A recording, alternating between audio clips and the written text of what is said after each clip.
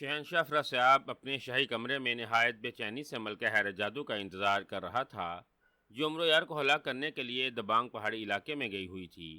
شہزادی سسان جادو چونکہ سامری جادوگر کے سیاہ محبت میں تھی، اس لیے شہنشاہ افراسیاب کو یقین تھا کہ ملکہ حیرت جادو آسانی سے امرو یار کو ہلاک کرنے میں کامیاب ہو جائے گی۔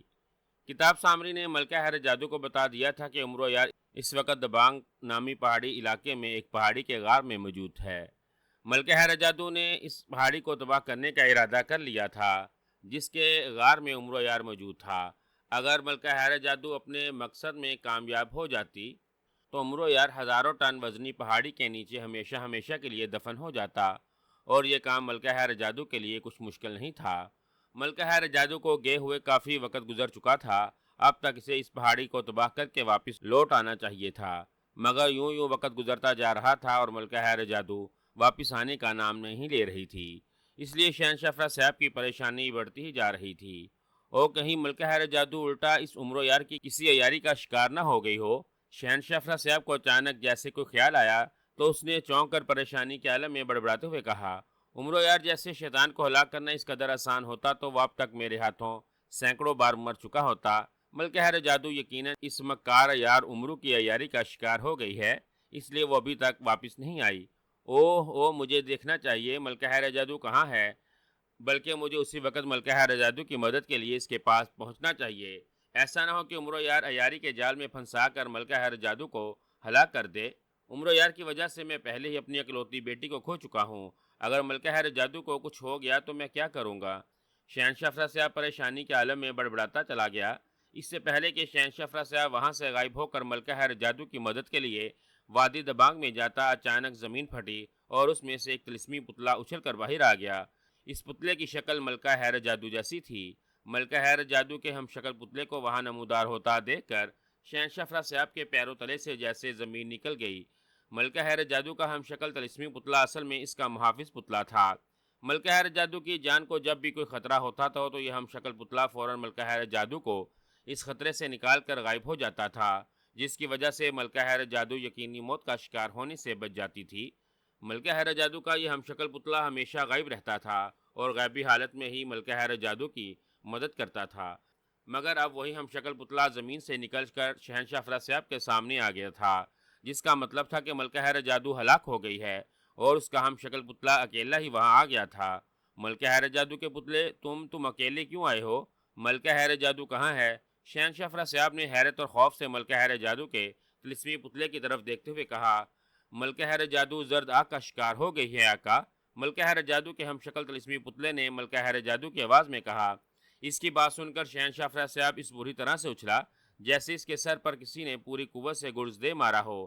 شہنشاہ افراسیاب کی آنکھوں میں یک لک بے پناہ خوف ابھر آیا تھا، اور اس کا رنگ اس قدر زرد ہو گیا تھا جیسے اس کے جسم میں خون کا ایک قطرہ بھی موجود نہ ہو۔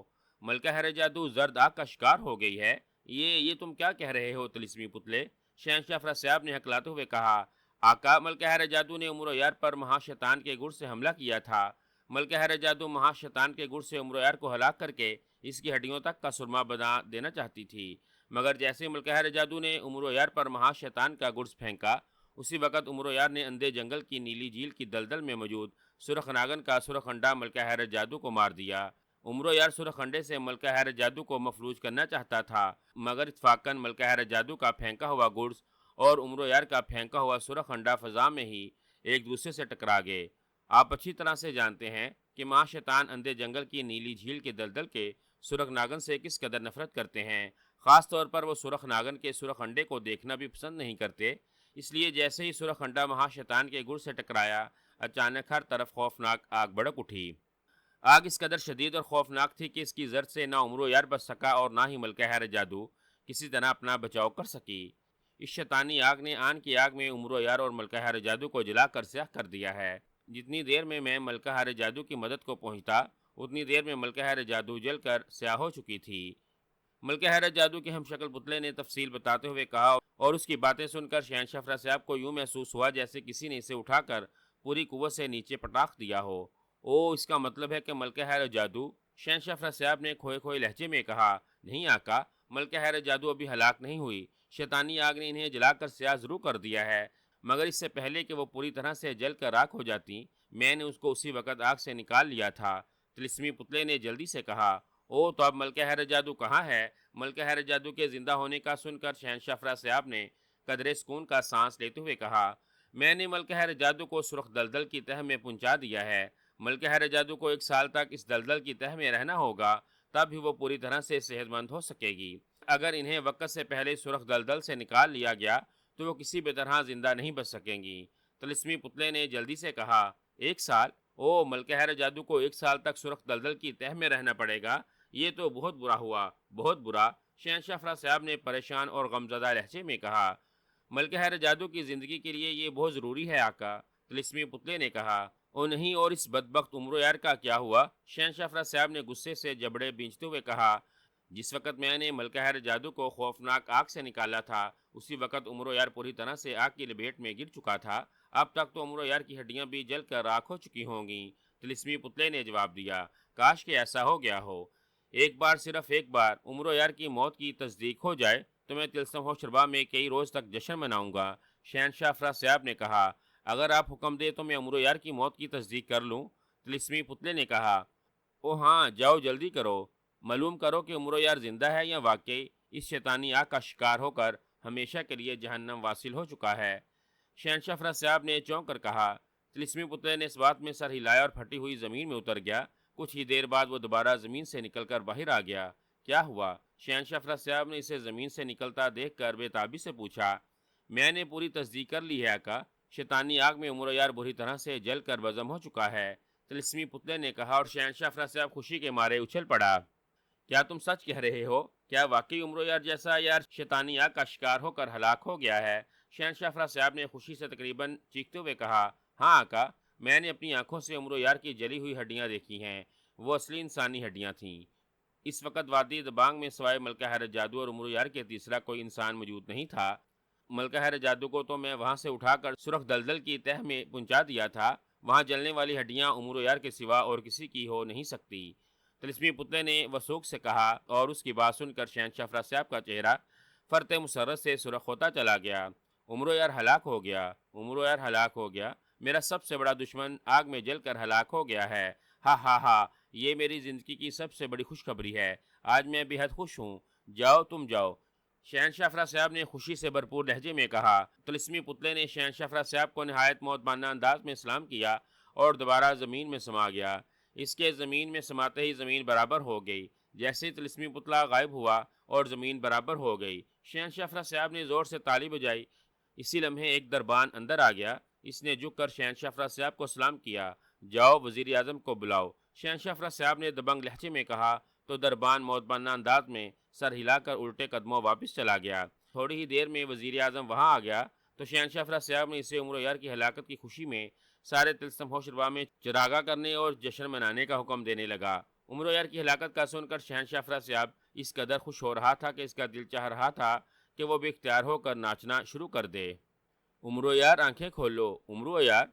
عمرو یار کو جیسے اندھے کنویں سے ایک آواز آتی ہوئی محسوس ہوئی۔ اس کے جسم کو ایک ہلکا سا جھٹکا لگا اور اس کے ذہن پر چھائے ہوئے اندھیرے میں روشنی کی کرن سی چمکی، اور پھر جیسے اس کے ذہن میں روشنی سی بڑھتی چلی گئی۔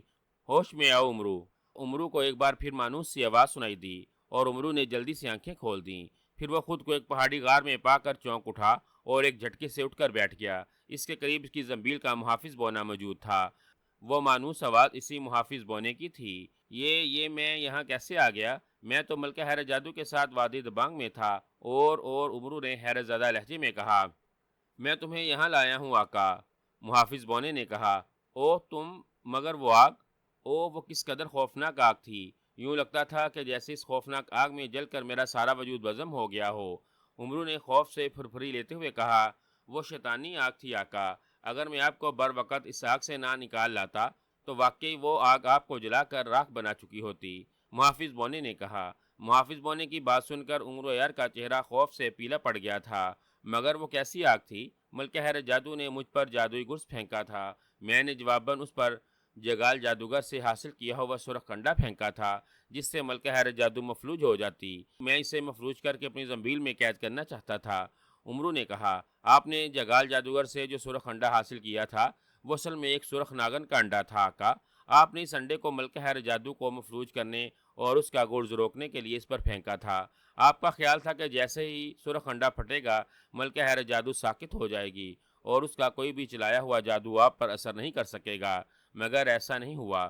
ملکہ حیرت جادو نے آپ پر جس گرز سے حملہ کیا تھا وہ مہا شیطان کا گرز تھا، جس سے سرخ انڈا ٹکرایا تو ہر طرف خوفناک آگ بھڑک اٹھی۔ اس آگ سے نہ صرف آپ بچ سکے تھے اور نہ ملکہ حیرت جادو۔ اس سے پہلے کہ شیطانی آگ آپ کو جلا کر بھسم کر دیتی، میں نے فوری طور پر آپ کو اس آگ سے نکال لیا اور آپ کو اٹھا کر یہاں لے آیا۔ اگر مجھے ایک لمحے کی بھی دیر ہو جاتی تو شیطانی آگ آپ کو جلا کر راکھ کر دیتی۔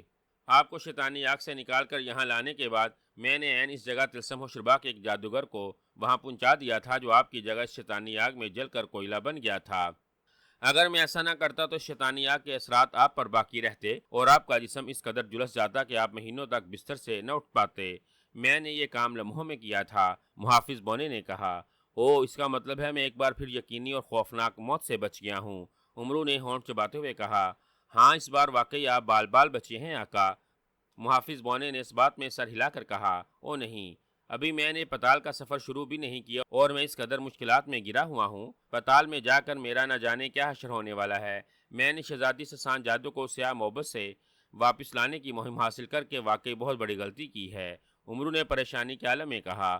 اس بار آپ کا مقابلہ کسی جادوگر یا جادوگرنی سے نہیں ہے، جادوگروں کے دیوتا سامری جادوگر سے ہے آقا۔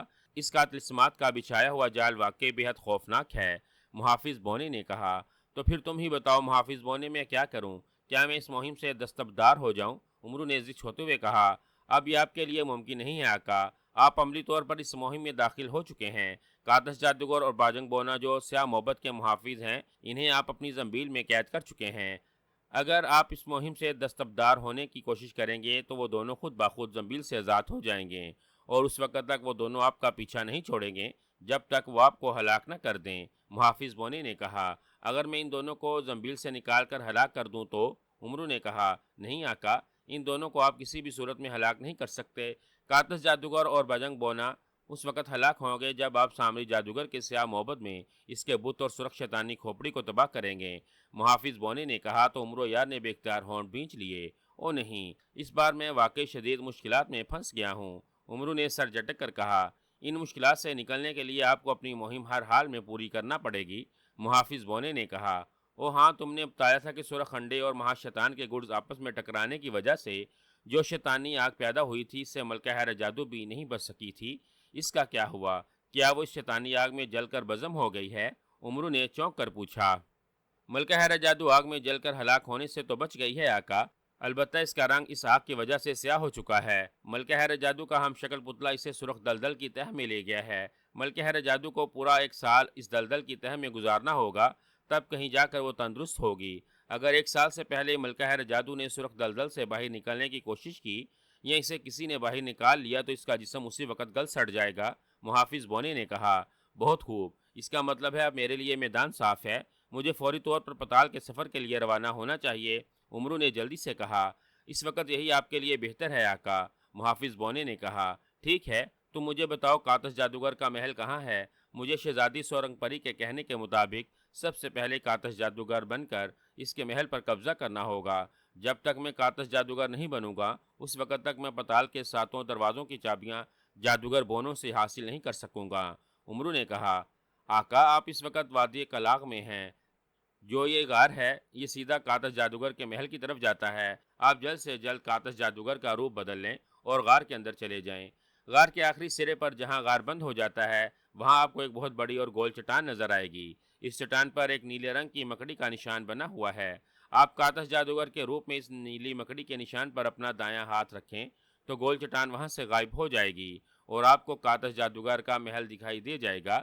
قادس جادوگر کا محل سونے چاندی اور ہیروں کا بنا ہوا ہے اور اس کا سارا محل انتہائی قیمتی ساز و سامان سے بھرا ہوا ہے۔ آپ کو جگہ جگہ ہیرے جواہرات اور سونا چاندی دکھائی دیں گے، لیکن آقا آپ بھول کر بھی وہاں موجود کسی چیز کو ہاتھ نہیں لگائیں گے۔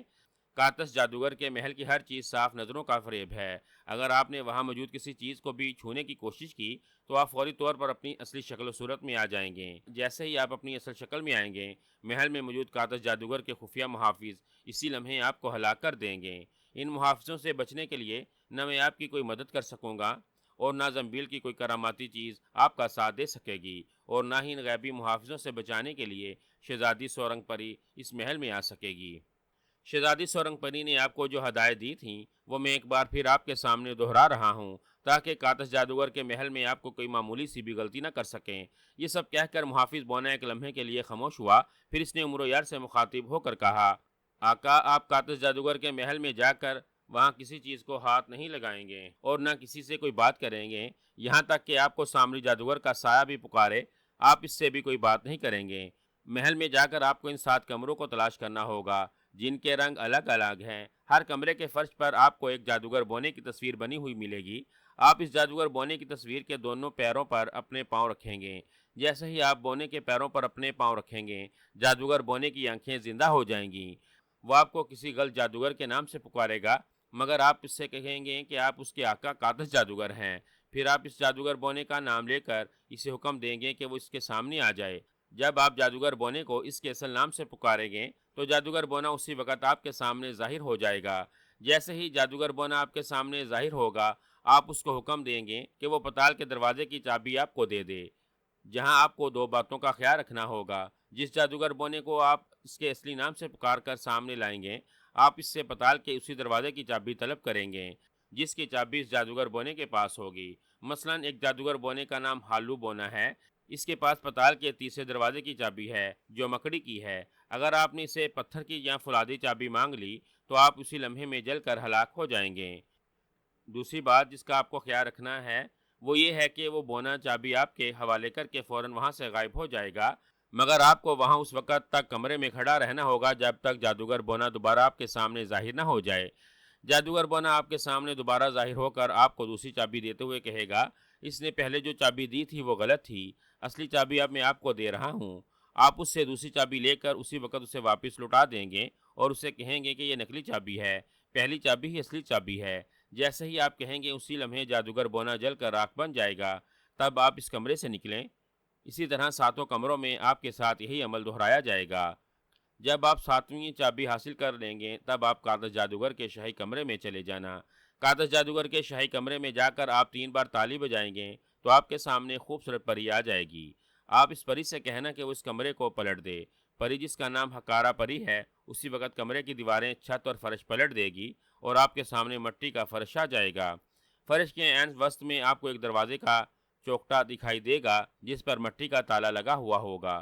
آپ اس تالے کو مٹی کی چابی سے کھول لینا۔ تالا کھلتے ہی مٹی کا دروازہ خود بخود کھل جائے گا۔ آپ کو وہاں سیڑھیاں نیچے جاتی دکھائی دیں گی۔ وہ 1000 سیڑھیوں کا زینہ ہوگا۔ اس زینے سے اتر کر آپ جب نیچے جائیں گے تو آپ پتال کی پہلی تہہ میں پہنچ جائیں گے۔ جیسے ہی آپ آخری سیڑھی سے نیچے اتریں گے اسی وقت پتال کے طلسم آپ کے سامنے کھل جائیں گے۔ آخری سیڑھی اترنے سے پہلے آپ مگولا سانپ والی بوتل زنبیل سے نکال لینا۔ مگولا سانپ آپ کو نہ صرف ان طلسمات کے بارے میں بتا دے گا بلکہ ان طلسمات کو فنا کرنے کے طریقے سے بھی آگاہ کر دے گا۔ یہ سب بتا کر زنبیل کا محافظ بونا خاموش ہو گیا۔ مجھے یہ ساری باتیں شہزادی سورنگ پری نے پہلے ہی بتا دی تھیں، تم نے اچھا کیا محافظ بونے کی ان باتوں کو دوبارہ دہرا دیا۔ میں نے ان ساری باتوں کو اچھی طرح سے ذہن نشین کر لیا ہے۔ انشاءاللہ مجھے یقین ہے کہ کسی معاملے میں مجھ سے کوئی غلطی نہیں ہوگی۔ تم مجھے ان جادوگر بونوں کے نام بھی بتا دو اور یہ بھی بتا دو کہ کس نام کے کس بونے کے پاس کون سی چابی ہے۔ اس کے علاوہ مجھے سب سے پہلے کس جادوگر بونے کے پاس جا کر اس سے چابی حاصل کرنا ہوگی۔ عمرو یار نے کہا، سب سے پہلے آپ کو مٹی کے دروازے کی چابی حاصل کرنی ہے۔ اس کمرے کا رنگ مٹیالہ ہے اور اس کمرے میں موجود جادوگر بونے کا نام زبونا بونا ہے۔ دوسری چابی پانی یعنی برف کی بنی ہوئی ہے۔ برف کے بنے ہوئے اس کمرے میں جس جادوگر بونے کے پاس برف کی چابی ہے اس کا نام سابونا بونا ہے۔ تیسری چابی لکڑی کی ہے جو ہابو بونے کے پاس ہے، وہ کمرہ لکڑی کا بنا ہوا ہے۔ اسی طرح چوتھا کمرہ پتھر کا بنا ہوا ہے، اس کمرے کے بونے کا نام شابو بونا ہے۔ 5ویں چابی لوہے کی ہے جو لوہے کے کمرے میں کابونا بونے کے پاس ہے۔ چھٹی چابی جو کہ دھوئیں کی ہے، دھوئیں کے کمرے میں تابونا بونے کے پاس ہے۔ اور آخری چابی آگ کی ہے، آگ کے بنے ہوئے اس کمرے کے بونے کا نام رابونا بونا ہے۔ محافظ بونے نے عمرو کو ترتیب سے ان جادوگر بونوں کے نام بتاتے ہوئے کہا، ٹھیک ہے، میں نے سب کچھ خوب اچھی طرح سے ذہن نشین کر لیا ہے۔ اب تم یہ بتاؤ کہ طلسمات میں جا کر اگر مگولا سانپ نے مجھے طلسمات کے بارے میں کچھ بتانے سے انکار کر دیا تو میں کیا کروں گا؟ عمرو نے کہا، مغولہ سانپ کو آپ نے شیشے کی بوتل میں قید کر رکھا ہے۔ اگر آپ اس بوتل کو گرم کریں گے تو مغولہ سانپ ہر حال میں آپ کی مدد کے لیے آمادہ ہو جائے گا، محافظ بونے نے جواب دیا۔ بوتل گرم کرنے سے تمہاری کیا مراد ہے؟ عمر یار نے چونک کر پوچھا۔ آپ کی زنبیل میں سیاہ رنگ کی ایک لکڑی ہے جسے آپ مشل لکڑی کہتے ہیں۔ اس لکڑی کو جلا کر آپ بوتل کے پیندے کے نیچے کریں گے تو بوتل گرم ہو جائے گی۔ جب مغولہ سانپ جلنے لگے گا تو وہ آپ کی ہر بات ماننے کے لیے تیار ہو جائے گا، محافظ بونے نے کہا۔ ٹھیک ہے، اب میں اس مہم کو سر کرنے کے لیے پوری طرح سے تیار ہوں، عمرو نے ایک طویل سانس لے کر اٹھ کر کھڑے ہوتے ہوئے کہا۔ زنبیل کے محافظ بونے نے چونکہ اس کے ذہن کی تمام خلشوں کو دور کر دیا تھا، اس لیے عمر یار واقعی اب اس مہم کو سر کرنے کے لیے تیار ہو گیا تھا، ورنہ جن حالات سے وہ گزر کر آیا تھا اس کا دل چاہ رہا تھا کہ وہ اس مہم سے دستبردار ہو جائے۔ ہاں محافظ بونے، ایک اور بات میں تم سے پوچھنا بھول ہی گیا تھا۔ میری سمجھ میں نہیں آ رہا کہ میں شہنشاہ فرا صاحب اور ملکہ ہر جادو کی بیٹی کو سامری جادوگر کے سیاہ محبت سے واپس لانے کے لیے جا رہا ہوں۔ اس سے تو ملکہ ہر جادو کو خوش ہونا چاہیے تھا، مگر بجائے خوش ہونے کے ملکہ حیرت جادو مجھے ہلاک کرنے آ گئی تھی۔ کیا ملکہ حیرت جادو اور شہنشاہ فرا صاحب نہیں چاہتے کہ ان کی بیٹی سیاہ محبت سے واپس آئے، یا یہ بات انہیں معلوم ہی نہیں کہ میں ان کی بیٹی کو سیاہ محبت سے واپس لینے جا رہا ہوں؟ عمر نے خیال آنے پر زنبیل کے محافظ بونے سے مخاطب ہو کر پوچھا۔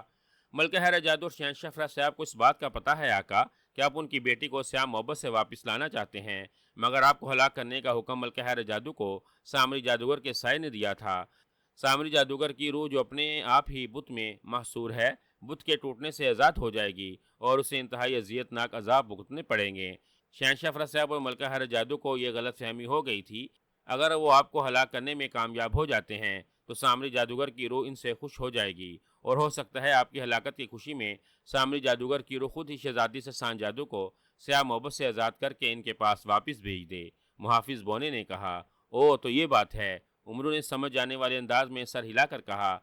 آقا شہنشاہ فرا صاحب سمجھ رہے ہیں کہ شیطانی آگ سے ملکہ حیرت جادو تو بچ نکلی، مگر اس آگ کی زر سے آپ نہیں بچ پائے تھے، اور اس آگ نے آپ کو جلا کر راکھ بنا دیا تھا۔ اصل میں نے آپ کی جگہ جس جادوگر کو اس آگ میں پھینک کر جلایا تھا، شہنشاہ فرا صاحب کو اس جادوگر کی وہاں جلی ہوئی ہڈیاں ملی تھیں، جنہیں وہ آپ کی ہڈیاں سمجھ رہا ہے۔ ان ہڈیوں کو دیکھ کر اسے یقین ہو گیا کہ شیطانی آگ میں آپ جل کر ہلاک ہو گئے ہیں، اس لیے وہ بے حد خوش ہے، اور اسی خوشی میں اس نے تلسم و شربا میں چراغاں کرنے اور جشن منانے کا اعلان کر دیا ہے۔ اس سے پہلے کہ اسے معلوم ہو کہ آپ زندہ ہیں، وہ آپ کے لیے پھر کسی پریشانی کا سبب بنے، آپ شہزادی سورنگ پری کی دی ہوئی سرخ نگینے والی انگوٹھی کی مدد سے کاتش جادوگر کا روپ دھار لیں، کاتش جادوگر کا روپ دھار کر اس کے محل میں چلے جائیں، محافظ بونے نے کہا۔ اور اس سے یہ سن کر کے شہنشاہ فرا صاحب اس کی موت کی خوشی میں تلسم و شربا میں جشن منا رہا ہے، عمر یار کے ہونٹوں پر بے اختیار مسکراہٹ آ گئی۔ جشن؟ او نہیں، میں ایک بار شہزادی سسان جادو کو سامری جادوگر کے محبت سے واپس لے آؤں تو پھر میں خود شہنشاہ فرا صاحب سے کہوں گا وہ میری اور شہزادی سسان جادو کی شادی کے اہتمام میں تلسم و شربا میں چراغاں کرے اور جشن منائے، عمرو نے کہا۔ میرے لیے کیا حکم ہے آقا؟ زنبیل کے محافظ بونے نے کہا۔ تم زنبیل میں واپس چلے جاؤ، عمرو نے کہا۔ اسی لمحے محافظ بونا اچھلا اور عمرو کی زنبیل میں چلا گیا۔ عمرو چند لمحے سوچتا رہا، پھر وہ ہاتھ اٹھا کر شہزادی سورنگ پری کی دی ہوئی سرخ نگینے والی انگوٹھی کو دیکھنے لگا۔ طلسمی انگوٹھی؟ مجھے کاتش جادوگر بنا دو، عمرو یار نے سرخ نگینے والی انگوٹھی کو دیکھتے ہوئے کہا۔ اسی لمحے سرخ نگینہ چمکا اور عمرو یار کی آنکھوں کے سامنے اندھیرا چھا گیا۔ ارے میری آنکھیں، عمرو نے بکھلائے ہوئے لہجے میں کہا۔ اسی لمحے عمرو یار کو اپنے خد و خال تبدیل ہوتے ہوئے محسوس ہونے لگے۔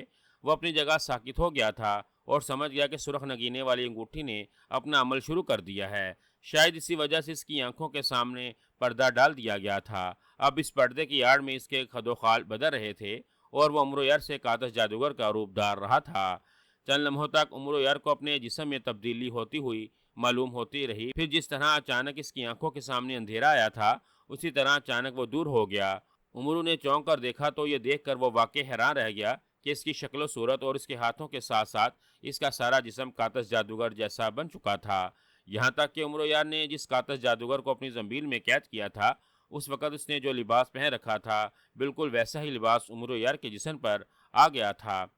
زبردست، یہ ہوئی نا بات، یہ انگوٹھی تو بڑے کام کی چیز ہے، عمرو نے خوش ہوتے ہوئے کہا۔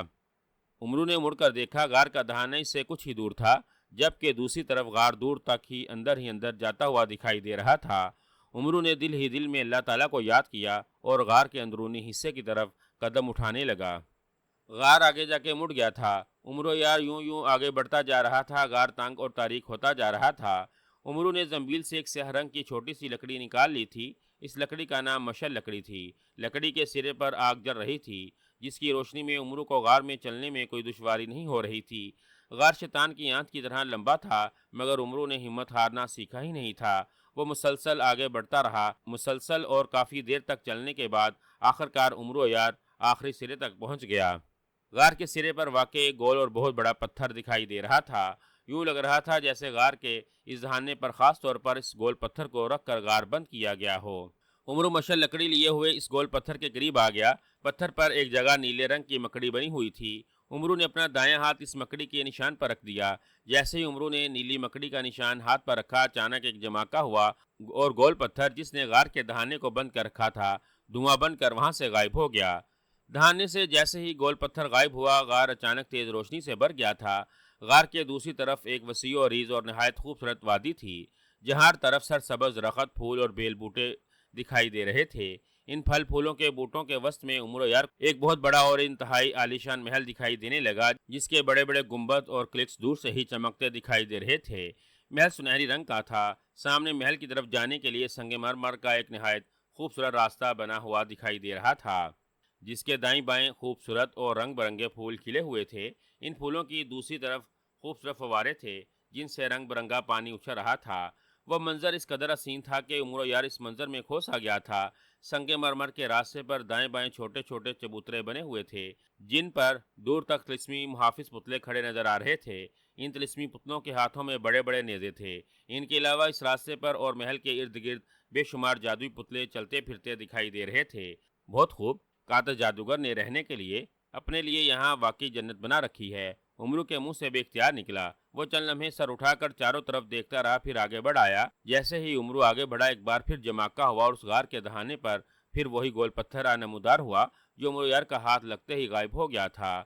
عمرو یار نہایت شان سے چلتا ہوا سنگ مرمر سے بنے ہوئے راستے کی طرف آیا، تو اس راستے پر موجود طلسمی پتلے اسے قاتل جادوگر سمجھ کر جھک جھک کر سلام کرنے لگے۔ عمرو ان پر توجہ دیے بغیر محل کی طرف بڑھتا چلا گیا۔ وہ محل کے قریب پہنچا تو وہاں موجود طلسمی پتلے اس کے احترام میں دائیں بائیں ہو گئے اور انہوں نے بھی قاتل جادوگر کو جھک جھک کر سلام کرنا شروع کر دیا۔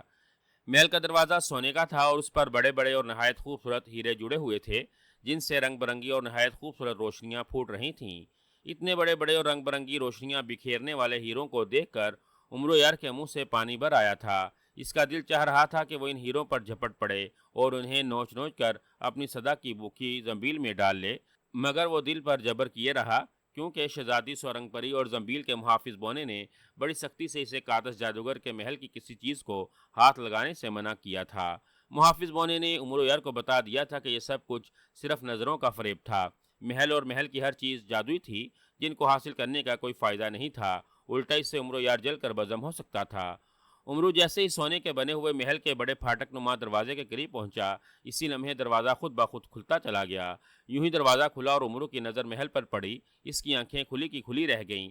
محل کے اندر جانے والے راستے میں پھولوں کی پتیوں کی طرح خوبصورت اور انتہائی قیمتی ہیرے جواہرات بکھرے ہوئے تھے۔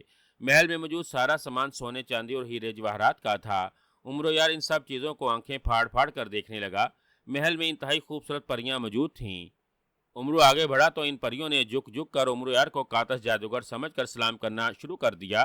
پھر ان میں سے ایک نہایت خوبصورت پری آگے بڑھی اور عمرو یار کے قریب آ گئی۔ اس نے گلابی رنگ کا نہایت خوبصورت لباس پہن رکھا تھا، جس پر سونے کی تاریں اور چھوٹے چھوٹے ہیرے موتی ٹنکے ہوئے تھے۔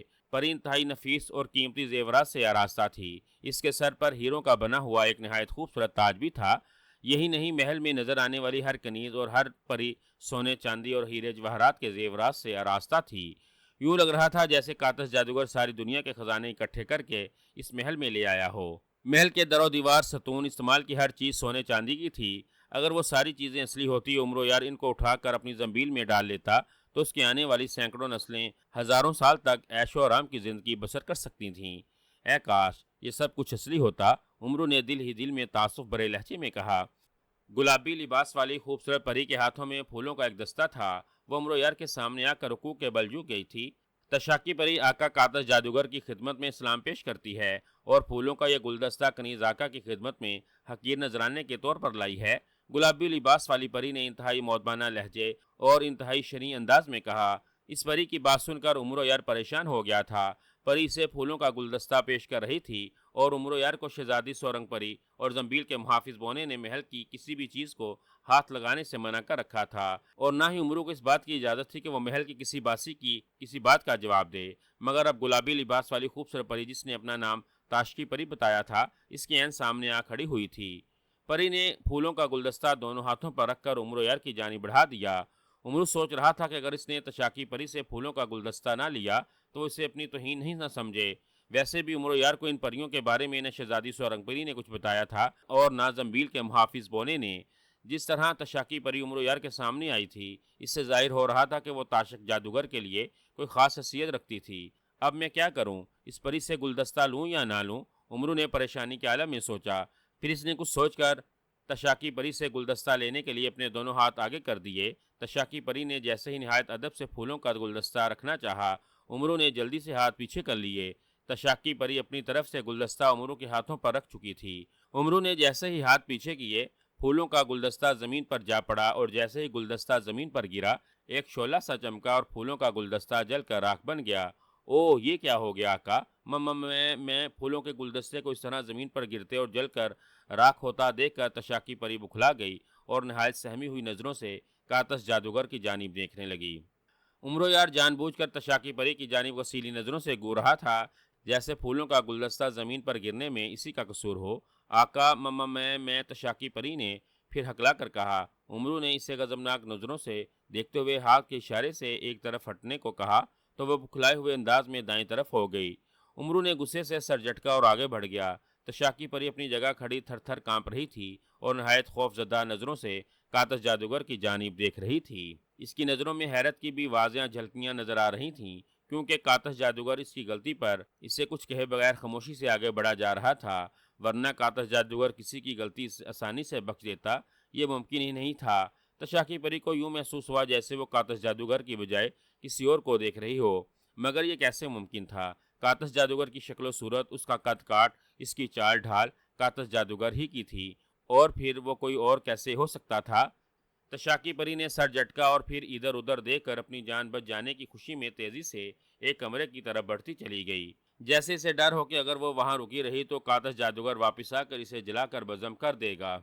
महल की शान और महल में बिखरे हुए खजानों को देखकर उमरो यार पागल हुआ जा रहा था। इसका बस नहीं चल रहा था, वरना इस सारे महल को ही उठाकर अपनी जंबील में डालकर वहां से भाग जाता। इसने घूम फिर कर सारे महल को देख लिया था, मगर इसे वो 7 कमरे कहीं दिखाई नहीं दिए थे जिनमें जादूगर बोनों की तस्वीरें थीं। महल के तह खाने भी खजानों से भरे हुए थे, जिन्हें देखकर उमर यार की आंखें फट पड़ी थीं। ओ नहीं, क्या ये ज़रूरी है कि ये ख़जाने भी जादुई हों? तह खाने के ख़जाने देखकर उमर यार ने सोचा। फिर इसने झुककर हीरों के ढेर से एक हीरे को उठाना चाहा कि उसी वक्त जंबील के मुहाफिज बोने की कड़कती हुई आवाज़ इसकी समाज से टकराई। खबरदार उमरो यार, क्यों बेमौत मरना चाहते हो? ओ नहीं, तो मैं क्या करूं? यहाँ हर तरफ खजाने ही खजाने बिखरे हुए हैं। मेरी जंबील में इन खजानों का अशरे अशीर भी नहीं है। कम अज़ कम एक आध खजाने को उठाने की तो मुझे इजाज़त दी जाए। उमरू ने जलाहट भरे लहजे में कहा। नहीं उमरो यार, ये सब जादुई खजाने हैं। इनको हाथ लगाते ही तुम असली हालत में आ जाओगे। फिर तुम्हें महल के गैबी खौफनाक मुहाफ़िज़ों से दुनिया की कोई ताकत नहीं बचा सकेगी। मुहाफिज बोने की कड़कदार आवाज़ सुनाई दी और उमरो यार ने मुंह बना लिया। लगता है तुम और शहजादी सोरंग परी मेरे सब्र का इम्तहान ले रहे हो। इतने बड़े बड़े खजानों को मैं यहीं छोड़ दूं, ये कैसे मुमकिन है? उमरू ने गसीले लहजे में कहा। बेमौत मरने को इतना ही दिल चाह रहा है तो जो मर्जी करो, मैं तुम्हें नहीं रोकूंगा, मुहाफिज बोने ने गुस्से से कहा।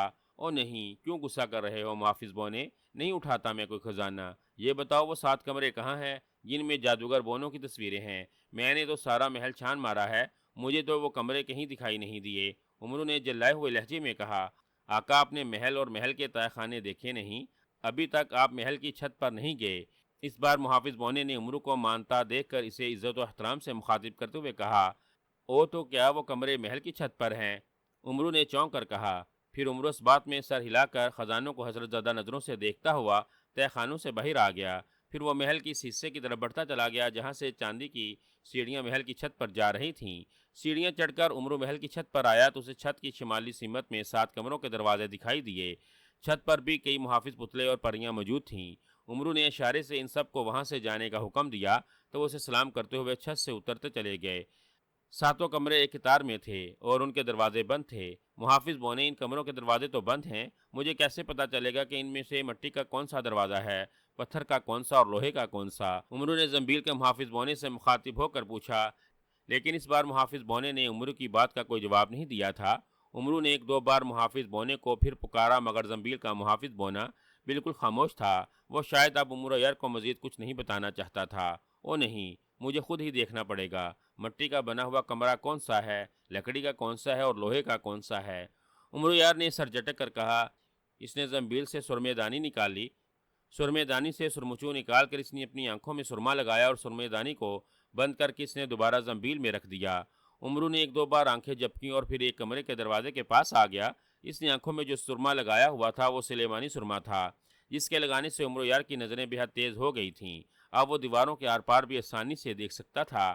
کمرے کے دروازے کے قریب آ کر اس نے کمرے میں جھانکا۔ وہ کمرہ لکڑی کا بنا ہوا تھا۔ عمرو دوسرے کمرے کے دروازے کے قریب چلا گیا، وہ کمرہ لوہے کا تھا۔ تیسرے کمرے کے قریب آ کر عمرو نے اندر جھانکا تو اسے اس کمرے کی دیواریں، چھتیں اور فرش مٹی کا بنا ہوا نظر آیا۔ یہ مٹی کا کمرہ ہے، مجھے سب سے پہلے اسی کمرے میں جانا ہے، عمرو نے بڑبڑاتے ہوئے کہا۔ اس نے آگے بڑھ کر دروازے کے کنڈے کو ہاتھ لگانا چاہا مگر اس سے پہلے کہ اس کا ہاتھ کنڈے پر پڑتا، کمرے کا دروازہ زوردار چڑچڑاہٹ کی آواز کے ساتھ خود بخود کھلتا چلا گیا۔ دروازے کو خود بخود کھلتا دیکھ کر عمرو یار نے جلدی سے ہاتھ پیچھے کر لیا تھا۔ عمرو چند لمحے کھلے ہوئے دروازے سے مٹی کے بنے ہوئے کمرے کو دیکھتا رہا، پھر اس نے اللہ تعالیٰ کو دل ہی دل میں یاد کیا اور اس کمرے میں داخل ہو گیا۔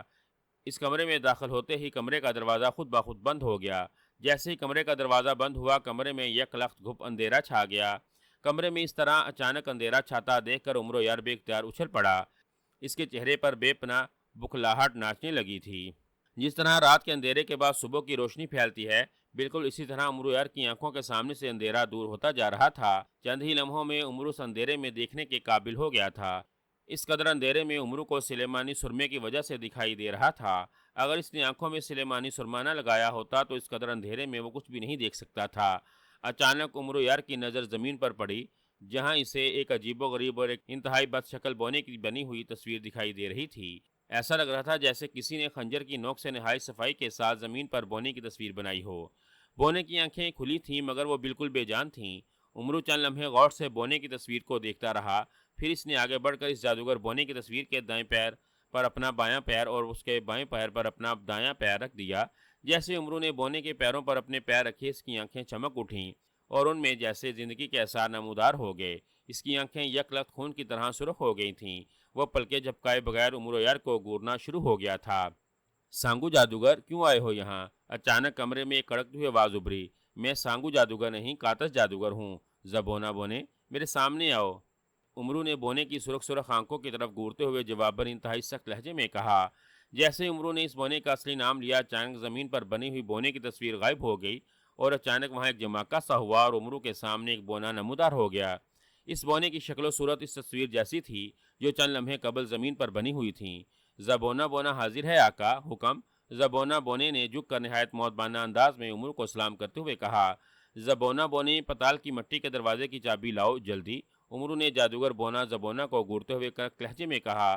جو حکم آقا، زبونہ بونے نے کہا اور اس نے اپنے پیٹ کو زور زور سے دباتے ہوئے عجیب عجیب سے انداز میں منہ بنانا شروع کر دیا۔ پھر اچانک اس نے منہ میں ہاتھ ڈال کر ایک مٹی کی چابی نکالی اور عمرو یار کی طرف بڑھا دی۔ یہ لے آقا مٹی کی چابی، زبونہ بونے نے مٹی کی چابی عمرو یار کو دیتے ہوئے کہا۔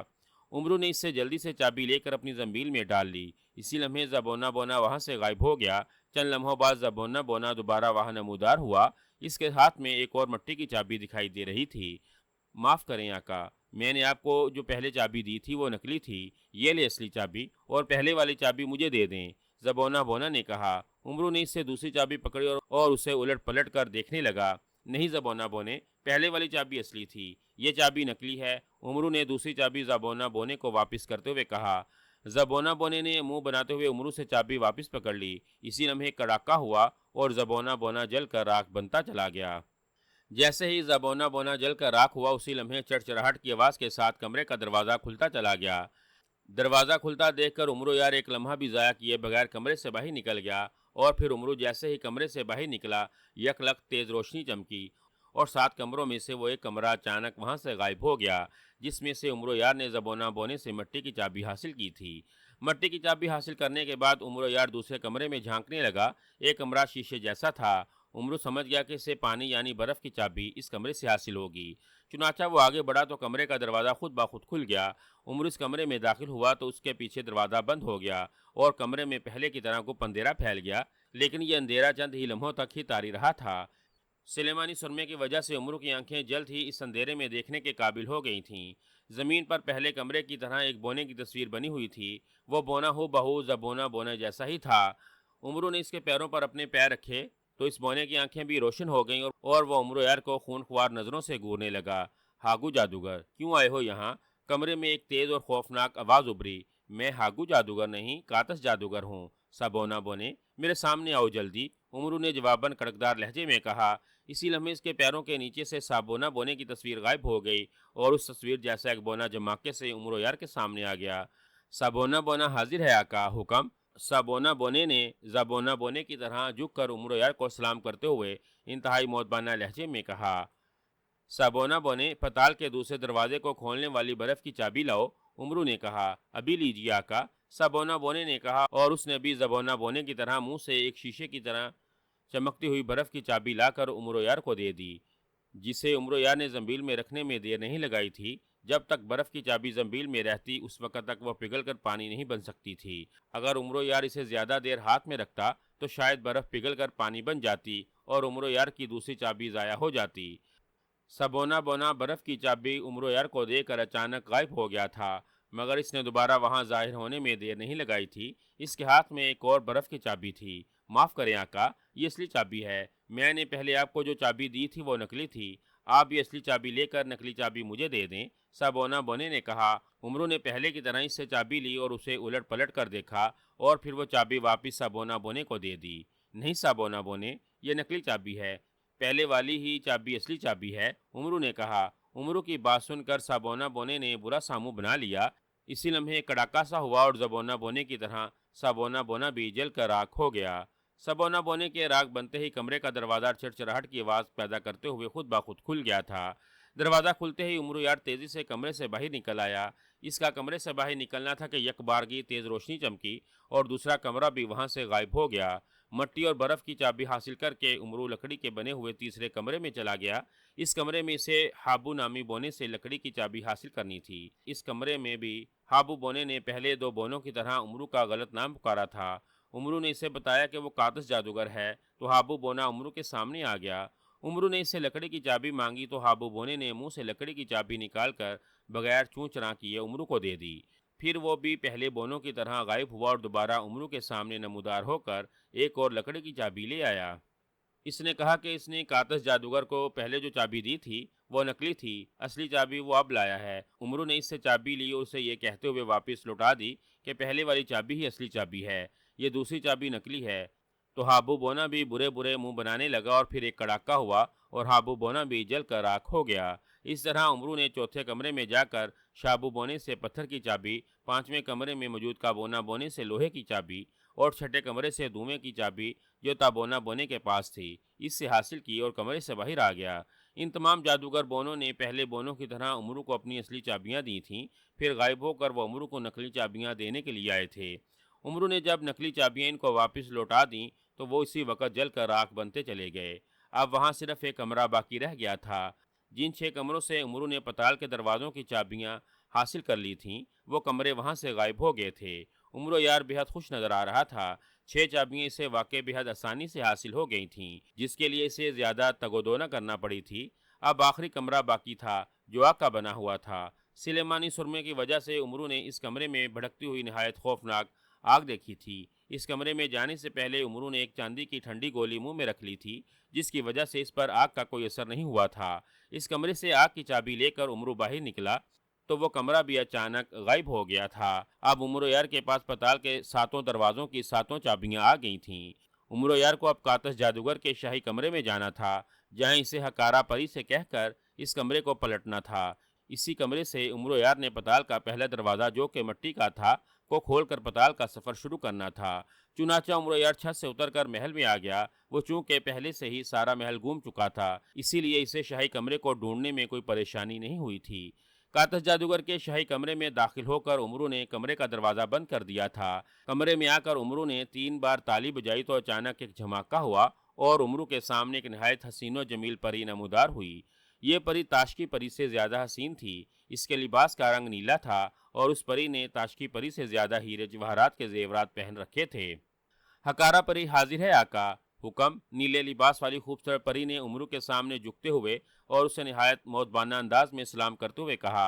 हकारा परी, इस कमरे को पलट दो। उमरू ने कातश जादूगर के अंदाज में कहा। इसका लहजा बेहद तहकमाना था। कमरा पलट दूं? मगर क्यों आका? क्या आप पताल में जाना चाहते हैं? हकारा परी ने चौंक कर पूछा। हाँ, जल्दी करो, मुझे फौरी तौर पर सामरी जादूगर के स्याह मोहब्बत में जाना है। आका, सामरी जादूगर की रूह ने मुझे बुलाया है। उमरू ने जल्दी से कहा। ओ ठीक है, मैं अभी कमरे की दीवारें और फर्श पलट देती हूँ आका, लेकिन कमरा पलटने से पहले मुझे कमरे की तमाम चीज़ों को यहाँ से हटाना होगा। हकारा परी ने कहा। तो हटा दो, मैंने कब मना किया है? उमरू ने झल्ला कर कहा। अभी लीजिए आका, हकारा परी ने कहा और उसने अपने दोनों हाथ दाएं बाएं लहराए। इसी लम्हे जमाका हुआ और कमरे में मौजूद कातश जादूगर की हर चीज़ वहाँ से गायब हो गई और कमरा बिल्कुल खाली हो गया। हकारा परी ने कमरे के दरवाजे और खिड़कियों के पर्दे तक गायब कर दिए थे। आका, अब आप अपनी आंखें बंद कर लें ताकि मैं कमरा पलटने का अमल कर सकूं, हकारा परी ने कहा। इसका अंदाज बेहद मौजबाना था। उमरू ने इस बात में सर हिलाते हुए आंखें बंद कर लीं। इसी लम्हे गड़गड़ाहट की आवाज़ पैदा हुई और उमरू को यूं महसूस हुआ जैसे इसके पैरों के नीचे से ज़मीन गायब हो गई हो।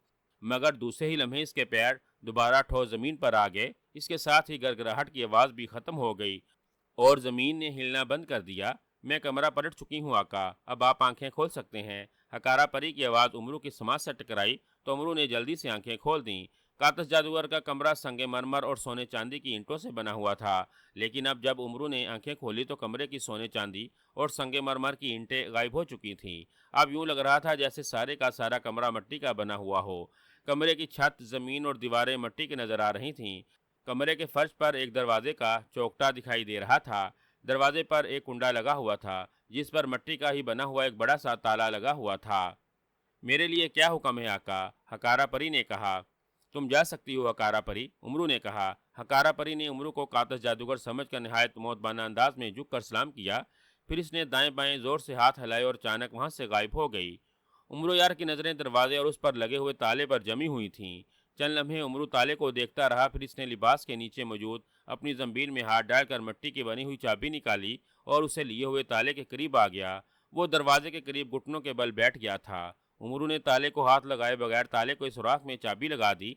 इसने चाबी को ताले में लगाकर घुमाया तो चाबी आसानी से ताले में घूम गई और ताला खुल गया। उमरू ने ताले को कुंडे से निकाला तो दरवाजे पर लगा हुआ कुंडा खुद ब खुद खुल गया। इसके साथ ही हल्की सी गड़गड़ाहट की आवाज़ पैदा हुई और दरवाज़ा खुद ब खुद संदूक के किसी ढकने की तरह ऊपर को उठता चला गया। दरवाजे को खुलता देखकर उमरू जल्दी से उठकर खड़ा हो गया था। दरवाज़ा पूरी तरह से खुलकर दूसरी तरफ ज़मीन से जा लगा था और दरवाजे की जगह जो खुला नज़र आ रहा था वहाँ नीचे गहराई में एक तवील जीना जाता हुआ दिखाई दे रहा था। आका, जल्दी करें और जीने उतर जाएं। अगर आपने देर की तो सारा जीना गायब हो जाएगा और आप पताल में कभी भी नहीं जा सकेंगे। अचानक उमरो यार को जंबील के मुहाफिज बोने की आवाज़ सुनाई दी तो उमरू चौंक उठा। ओ नहीं, मैं पताल में ज़रूर जाऊंगा, उमरू ने जल्दी से कहा।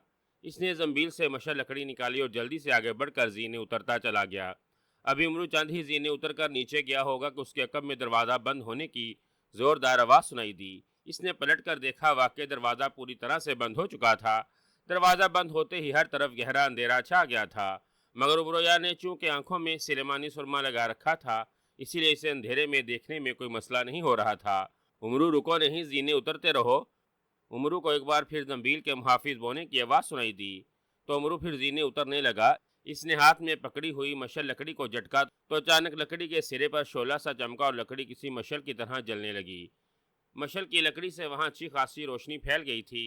जीने दूर तक नीचे जाते दिखाई दे रहे थे। अचानक उमरू को नीचे एक सीढ़ी पर एक स्याह रंग का नाग दिखाई दिया जो फुन उठाए सुर्ख आंखों से उमरू को घूर रहा था। जैसे ही उमरू ने अगले जीने पर कदम रखा, नाग ने जोर जोर से फुनकारना शुरू कर दिया। रुकना नहीं आका, मशल का रुख इस नाग की तरफ करें। ناگ غائب ہو جائے گا۔ محافظ بونے کی آواز عمرو کو سنائی دی تو عمرو سر ہلا کر رکے بغیر زینے اترتا چلا گیا۔ اس نے مشل لکڑی کا رخ ناگ کی طرف کیا تو مشل لکڑی کے سرے سے ایک آگ کا شعلہ سا نکل کر اس ناگ پر جا پڑا۔ جیسے ہی آگ کا شعلہ ناگ پر پڑا اسی لمحے ناگ وہیں جل کر راکھ بن گیا۔ یہ دیکھ کر عمرو کے چہرے پر سکون آ گیا۔ عمرو جیسے جیسے سیڑھیاں اترتا جا رہا تھا اس کے سامنے سیڑھیوں پر خوفناک سانپ آ رہے تھے، مگر عمرو ان سانپوں کی طرح مشل لکڑی کا رخ کرتا تو مشل لکڑی سے ایک شعلہ سا لپکتا اور عمرو کے سامنے آنے والے سانپ اسی لمحے جل کر راکھ ہو جاتے۔ مسلسل سیڑھیاں اترتے ہوئے عمرو بری طرح سے تھک گیا تھا، مگر زنبیل کے محافظ بونے نے اسے چونکہ رکے بغیر زینے اترنے کو کہا ہوا تھا اسی لیے عمرو مسلسل نیچے اترتا جا رہا تھا۔ اس سے پہلے ہی بتا دیا گیا تھا کہ ان زینوں کی تعداد 1000 ہے۔ آخر خدا خدا کر کے زینہ ختم ہو گیا۔ نیچے عمرو کو صاف ستھری زمین دکھائی دے رہی تھی۔ وہ ایک بہت بڑا میدان تھا جو دور دور تک پھیلا ہوا تھا۔ میدان بالکل خالی تھا، وہاں دور دور تک کوئی دکھائی نہیں دے رہا تھا۔ عمرو یار آخر زینے پر آ کر رک گیا تھا۔ اس سے معلوم تھا کہ جیسے وہ آخری زینے سے اترے گا اس کے سامنے پتال کے طلسمات کھل جائیں گے۔ وہ طلسمات کیا تھے، ان کو کیسے ختم کیا جا سکتا ہے، اس کا راز مگولا سانپ جانتا تھا، جس سے عمرو یار نے شیشے کی ایک بوتل میں بند کر رکھا تھا۔ عمرو نے زنبیل سے مگولا سانپ والی بوتل باہر نکال لی۔ بوتل میں مگولا سانپ مسلسل چکرا رہا تھا۔ وہ شدید غصے میں تھا اور نہایت خوفناک آواز میں پھنکار رہا تھا۔ مجھے اس قید سے نکالو، کون ہو تم اور تم نے مجھے اس طرح کیوں قید کر رکھا ہے؟ عمرو نے شیشے کی بوتل زنبیل سے نکالی تو مگولا سانپ نے بری طرح سے چیختے ہوئے کہا۔ اس کی نظریں عمرو یار کے چہرے پر جمی ہوئی تھیں۔ تم مجھے نہیں پہچانتے مگولا سانپ، میں کاتش جادوگر ہوں۔ عمرو یار نے کاتش جادوگر کی آواز میں کہا۔ کاتش جادوگر؟ او نہیں، تم نے کاتش جادوگر کا روپ اختیار کر رکھا ہے، مگر تم کاتش جادوگر نہیں ہو، تم عمرو یار ہو۔ تم نے جب مجھے اپنے تاریک تھیلے میں بند کیا تھا تو مجھے اسی وقت تمہاری ساری حقیقت معلوم ہو گئی تھی۔ میں مگولا سانپ ہوں، مجھ سے کوئی حقیقت زیادہ دیر تک چھپی نہیں رہ سکتی۔ مگولا سانپ نے پھنکارتے ہوئے کہا۔ او تو تم مجھے پہچان گئے ہو؟ عمرو نے ہونٹ سکڑتے ہوئے کہا۔ ہاں، میں نے نہ صرف تمہیں پہچان لیا بلکہ یہ بھی جان لیا ہے کہ تم مجھ سے کیا چاہتے ہو۔ مگولا سانپ نے کہا۔ بتاؤ کیا چاہتا ہوں میں تم سے؟ عمرو نے منہ بنا کر کہا۔ تم سیاہ محبت میں جا کر سامری جادوگر آقا کے بت اور سرخ کھوپڑی کو تباہ کر کے وہاں سے شہنشاہ افراسیاب اور ملکہ حیر جادو کی بیٹی شہزادی سسان جادو کو آزاد کرانا چاہتے ہو، اسی لیے تم اس پتال میں آئے ہو۔ مجھے معلوم ہے کہ تم نے پتال کے دروازوں کے تالے کھولنے والی چابیاں بھی حاصل کر لی ہیں۔ اب تم چاہتے ہو کہ میں تمہیں پتال کی ساتوں تہوں کے طلسمات کا راز بتاؤں تاکہ تم آسانی سے ان طلسمات کو فتح کر کے پتال کے آخری تہہ تک پہنچ جاؤ۔ مگولا سانپ نے کہا۔ کیا تم مجھے ان طلسمات کے بارے میں اور ان کا راز نہیں بتاؤ گے؟ عمرو نے زیر لب مسکراتے ہوئے کہا۔ نہیں عمرو یار، میں سیاہ محبت کا محافظ اور سامری جادوگر کا غلام ہوں۔ میں تمہیں کسی بھی صورت میں ان طلسمات کے بارے میں کچھ نہیں بتاؤں گا۔ تم جیسے ہی آخری زینے سے اترو گے پتال کے طلسمات تمہارے سامنے کھل جائیں گے، جو انتہائی سخت اور انتہائی خوفناک ہیں۔ ان طلسمات کا شکار ہو کر تم ہمیشہ ہمیشہ کے لیے فنا ہو جاؤ گے۔ مگولا سانپ نے پھنکارتے ہوئے کہا۔ او اچھا، عمرو نے اس کا مذاق اڑانے والے انداز میں کہا۔ ہاں، اب تم یہاں سے واپس نہیں جا سکتے، پلٹ کر اوپر دیکھو۔ مگولا سانپ نے کہا تو عمرو نے پلٹ کر دیکھا اور پھر چونکے بغیر نہ رہ سکا۔ وہ جن زینوں سے نیچے آیا تھا وہ اب غائب ہو چکے تھے۔ عمرو جس آخری زینے پر کھڑا تھا وہاں اس کے سوا کوئی زینہ دکھائی نہیں دے رہا تھا۔ کیوں، اب آیا میری بات پر یقین؟ مگولا سانپ نے طنزیہ لہجے میں کہا۔ تمہارا کیا خیال ہے مگولا سانپ، میں یہاں سے واپس جانے کے لیے آیا ہوں؟ عمرو نے شیشے کی بوتل میں قید مگولا سانپ کی طرف دیکھتے ہوئے جواباً طنزیہ لہجے میں کہا۔ نہیں، میں جانتا ہوں تم یہاں صرف اور صرف مرنے کے لیے آئے ہو، مگولا سانپ نے زہریلے لہجے میں کہا، اور اس بار مگولا سانپ کی بات سن کر عمرو بے اختیار ہنس پڑا۔ مگولا سانپ، مجھے پتال کے طلسمات کے بارے میں بتاؤ۔ عمرو نے اپنی ہنسی روک کر سنجیدہ ہوتے ہوئے مگولا سانپ سے مخاطب ہو کر کہا۔ نہیں بتاؤں گا، مگولا سانپ پھنکارا۔ تمہارا کوئی باپ ہے؟ عمرو نے مگولا سانپ سے کسی خیال کے تخت پھر مسکراتے ہوئے پوچھا۔ ہاں، میرے باپ کا نام سکشا سانپ ہے۔ کیوں پوچھ رہے ہو؟ مگولا سانپ نے حیران ہو کر پوچھا۔ تو سن لو، ان طلسمات کے بارے میں تمہارا باپ بھی بتائے گا۔ تم کیا چیز ہو؟ عمرو نے مسکراتے ہوئے کہا۔ وہ مگولا سانپ سے باتیں صرف وقت گزارنے کے لیے کر رہا تھا، چونکہ عمرو یار 1000 سیڑھیاں اتر کر بہت تھک چکا تھا، اس لیے مگولا سانپ سے باتیں کرتے کرتے وہ سستانا چاہتا تھا تاکہ اس کی تھکن کچھ اتر جائے اور وہ اگلے مرحلے کے لیے تازہ دم ہو جائے۔ تو جاؤ اور جا کر میرے باپ سے پوچھ لو، مگولا سانپ نے جواباً غصیلے لہجے میں کہا۔ مگولا سانپ، میں تم سے آخری بار پوچھ رہا ہوں، تم مجھے پتال کے طلسمات کے بارے میں بتاؤ گے یا نہیں؟ عمرو نے بددستور مسکراتے ہوئے کہا۔ تم ہزاروں بار بھی پوچھو گے تو میرا جواب انکار میں ہی ہوگا۔ تمہاری بھلائی اسی میں ہے کہ مجھے اس بوتل سے آزاد کر دو۔ اگر تم مجھے اس بوتل سے آزاد کر دو گے تو میں تمہیں پتال سے واپس جانے کا راستہ ضرور بتاؤں گا۔ تم خاموشی سے یہاں سے واپس چلے جانا اور پھر کبھی بھول کر اس پتال میں آنے کے بارے میں مت سوچنا، ورنہ تمہیں بھیانک اور خوفناک موت سے کوئی نہیں بچا سکے گا۔ مغولہ سانپ نے کہا، یہ تم مجھے مشورے دے رہے ہو یا دمکا رہے ہو؟ امرو نے مغولہ سانپ کو گورتے ہوئے کہا، جو بھی تم سمجھو۔ مغولہ سانپ نے لاپرواہی سے کہا، او نہیں، مجھے ان طلسمات کے بارے میں اور ان کے خاتمے کا راز ضرور بتاؤ گے مغولہ سانپ۔ دیکھتا ہوں کہ تم ان طلسمات کے راز مجھے کیسے نہیں بتاتے، امرو نے جلدی سے کہا۔ اس نے جلتی ہوئی مشعل لکڑی کو بوتل کے نیچے پیندے کے ساتھ لگا دیا۔ بوتل کو امرو نے اس کے منہ سے پکڑ لیا تھا۔ یہ کیا کر رہے ہو؟ مغولہ سانپ نے بکھلاتے ہوئے کہا، دیکھتے جاؤ میں کیا کرتا ہوں۔ امرو نے ہنس کر کہا۔ آگ کا شعلہ بوتل کے پیندے سے ٹکرا رہا تھا اور بوتل آہستہ آہستہ گرم ہوتی جا رہی تھی۔ بوتل میں بند مغولہ سانپ نے ادھر ادھر اچھلتے ہوئے بری طرح سے چیخنا چلانا شروع کر دیا۔ مجھے مت جلاؤ، مجھے مت جلاؤ، اس آگ کو پرے ہٹا لو ورنہ میں جل کر ہلاک ہو جاؤں گا۔ مغولہ سانپ نے بری طرح سے چیختے ہوئے کہا، تو ہو جاؤ ہلاک، مجھے کیا؟ امرو نے مسکراتے ہوئے کہا، اوہ اوہ میرا وجود جل رہا ہے امرو یار، امرو یار۔ مغولہ سانپ ہذیانی انداز میں چیخنے لگا، اب بولو، تم مجھے طلسمات کے بارے میں بتاؤ گے یا نہیں؟ امرو نے کہا، نہیں نہیں، میں آقا سامری جادوگر سے غداری نہیں کر سکتا۔ مغولہ سانپ نے کہا، تو پھر جل کر راکھ بن جاؤ۔ میں اس آگ کو بوتل کے نیچے سے نہیں ہٹاؤں گا، تھوڑی ہی دیر میں بوتل سرخ ہو جائے گی اور تم اس بوتل میں کینچوے کی طرح چرمر ہو کر رہ جاؤ گے۔ امرو نے کہا، امرو یار میں مغولہ سانپ نے بری طرح سے تڑپتے ہوئے کہا۔ امرو نے اس بار کچھ نہیں کہا۔ بوتل خاصی گرم ہو گئی تھی۔ اب بوتل میں موجود مغولہ سانپ کا وجود جلنے لگا تھا، جس کی وجہ سے اس کی چیخوں میں شدت آ گئی تھی۔ بس کرو امرو یار، آگ کو پیچھے ہٹا لو، میں تمہیں طلسمات کے راز بتانے کے لیے تیار ہوں۔ مغولہ سانپ نے بری طرح سے چیختے ہوئے کہا۔ مغولہ سانپ کی بات سن کر امرو یار کے چہرے پر سکون آ گیا، ورنہ جس طرح مغولہ سانپ جل رہا تھا اور امرو یار کو کچھ بتانے پر تیار نہ ہو رہا تھا، امرو کو محسوس ہونے لگا تھا کہ وہ جل جائے گا مگر اس کے سامنے زبان نہیں کھولے گا۔ ایسے نہیں، ناگ دیوتا کی قسم کھا کر کہو کہ تم تمام طلسمات کے بارے میں مجھے سچ سچ بتاؤ گے اور ان طلسمات کو فنا کرنے میں میری مدد بھی کرو گے۔ امرو نے کہا، ہاں ہاں، میں ناگ دیوتا کی قسم کھاتا ہوں، میں تمہیں تمام طلسمات کے راز بتا دوں گا اور ان طلسمات کو فنا کرنے کے طریقے بھی بتا دوں گا۔ مغولہ سانپ نے ہذیانی انداز میں چیختے ہوئے کہا تو امرو نے ایک طویل سانس لیتے ہوئے مشعل لکڑی بوتل کے نیچے سے ہٹا لی۔ مغولہ سانپ چند لمحوں تک بوتل میں تڑپتا رہا، پھر وہ آہستہ آہستہ اعتدال پر آ گیا۔ اب بتاؤ، اس پتال میں کون سے طلسمات ہیں اور میں ان طلسمات کو کیسے فنا کر سکتا ہوں؟ امرو نے مغولہ سانپ کو اعتدال پر آتے دیکھ کر اس سے مخاطب ہو کر پوچھا، تم بے حد عیار ہو امرو، تم نے مجھے آگ کی وجہ سے مجبور کر دیا ہے۔ اگر میں نے ناگ دیوتا کی قسم نہ کھائی ہوتی تو میں تمہیں طلسمات کے بارے میں تو ضرور بتا دیتا مگر ان کو فنا کرنے کا راز نہ بتاتا، تم ان طلسمات کا شکار ہو کر ہلاک ہو جاتے مگر۔ مغولہ سانپ نے امرو کو غصیلی نظروں سے گورتے ہوئے کہا، پھر اس نے پتال کے پہلے 3 طلسمات کے بارے میں امرو کو بتانا شروع کر دیا۔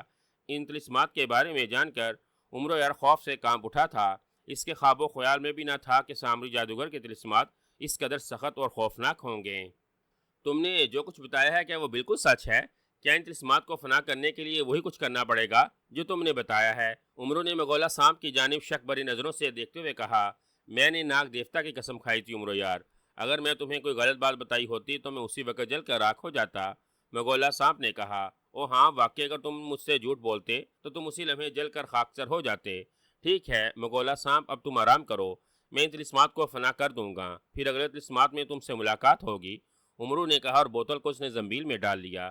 ساتھ ہی امرو نے مشعل لکڑی کو پھونک مار کر بجھایا اور اسے بھی زنبیل میں رکھ لیا۔ پھر امرو نے آنکھیں بند کر کے دل ہی دل میں اللہ تعالیٰ کو یاد کرتے ہوئے آخری زینے سے اتر کر زمین پر پاؤں رکھ دیے۔ جیسے ہی امرو نے زمین پر پاؤں رکھے، اچانک وہاں جیسے تیز اور انتہائی خوفناک چیخوں کا طوفان آ گیا۔ چیخیں تیز سے تیز تر اور خوفناک سے خوفناک تر ہوتی جا رہی تھیں۔ کانوں پر ہاتھ رکھنے کے باوجود امرو کو یوں محسوس ہو رہا تھا جیسے ان چیخوں کی وجہ سے اس کے کانوں کے پردوں کے ساتھ اس کا جسم بھی پھٹ جائے گا۔ کریا اور خوفناک چیخوں نے امرو یار کو بری طرح سے ہلاک کر رکھ دیا تھا۔ اس نے دونوں کانوں میں اپنی انگلیاں ٹھونس رکھی تھی، لیکن اس کے باوجود خوفناک چیخیں نیزوں کے انہیوں کی طرح اس کے رگوں پے میں اترتی ہوئی معلوم ہو رہی تھی۔ ان چیخوں کو برداشت کرنے کے لیے امرو دوہرا ہوا جا رہا تھا۔ وہ زمین پر اکڑوں بیٹھ گیا تھا اور اس نے اپنا سر گھٹنوں میں دبا لیا تھا، مگر چیخوں کا طوفان کسی قدر رکنے کا نام نہیں لے رہا تھا اور اب عمرو کے منہ سے بھی اختیار چیخیں نکلنے لگی تھیں۔ کابورا، ان چیخوں کو روکو، کابورا! عمرو نے آنکھیں اور کان بند کر کے حلق کے بل زور زور سے چیختے ہوئے کہا۔ مغولہ صاحب کے کہنے کے مطابق پہلے پتال میں پہلے طلسم میں بدروحوں کے چیخنے کی خوفناک آوازیں تھیں۔ اس طلسم میں بدروہیں اس قدر ہولناک آوازوں میں چیخیں مارتی تھی کہ کانوں کے پردوں کے ساتھ انسانی دماغ میں پھٹ جاتا تھا۔ مغولہ صاحب نے عمرو کو بتایا تھا کہ ان چیخوں سے بچنے کے لیے وہ کچھ بھی کر لے، کانوں میں چاہے روئی ٹھونس لے، لیکن وہ ان چیخوں سے نہیں بچ سکے گا۔ اسے نہ صرف ان چیخوں کو برداشت کرنا پڑے گا بلکہ اسے 100 مرتبہ کبورا ان چیخوں کو روکو کے الفاظ کہنے ہوں گے۔ جب تک وہ اس جملے کو 100 مرتبہ نہیں دہرائے گا چیخیں نہیں رکیں گی۔ اس لیے عمرو یار چیخ چیخ کر کبورا ان چیخوں کو روکو کے الفاظ دہرا رہا تھا۔ مغولہ صاحب نے عمرو کو یہ بھی بتایا تھا کہ اگر وہ زمین پر اکڑوں بیٹھ کر اپنا سر گھٹنوں میں دبا لے گا تو ان خوفناک چیخوں سے اس کے کان کے پردے اور دماغ پھٹنے سے بچ جائے گا۔ اسے بس ان چیخوں کو کسی بھی طرح برداشت کرنا تھا، مگر چیخیں ناقابل برداشت تھیں۔ عمرو نے پورے زور سے گھٹنوں سے کان دبا رکھے تھے اور زور زور سے کابورا ان چیخوں کو روکو کے الفاظ کہتا جا رہا تھا۔ تیز اور انتہائی کریہا چیخوں کی آوازیں اس کے برداشت سے باہر ہوتی جا رہی تھیں، یہاں تک کہ عمرو کا سارا جسم لرزنا شروع ہو گیا تھا۔ اس کے باوجود عمرو یار چیخ چیخ کر کہہ رہا تھا، کابورا ان چیخوں کو روکو، کابورا ان چیخوں کو روکو۔ پھر جیسے اس نے 100 بار یہ جملہ کہا تو اچانک چیخوں کی آوازیں رک گئیں۔ چیخوں کی آوازیں رک گئی تھیں، لیکن ان چیخوں کی آواز باز گشت کی طرح عمرو کے کانوں میں گونج رہی تھیں۔ اس کا جسم بدستور لرز رہا تھا اور اس نے ابھی تک اپنے سر کو گھٹنوں میں چھپا رکھا تھا۔ پھر آہستہ آہستہ عمرو کا ذہن اعتدال پر آ گیا۔ عمرو نے سر اٹھایا تو ہر طرف پہلے کی طرح گہری خاموشی چھا چکی تھی۔ سارے کا سارا میدان خالی تھا۔ عمرو یار کے کان ابھی تک سائیں سائیں کر رہے تھے اور اس کا چہرہ بری طرح سے بگڑا ہوا تھا۔ یہ عمرو یار ہی تھا جس نے اس قدر خوفناک اور لرزا دینے والی چیخوں کی برداشت کر لیا تھا۔ لرزا دینے والی چیخوں کو برداشت کر لیا تھا۔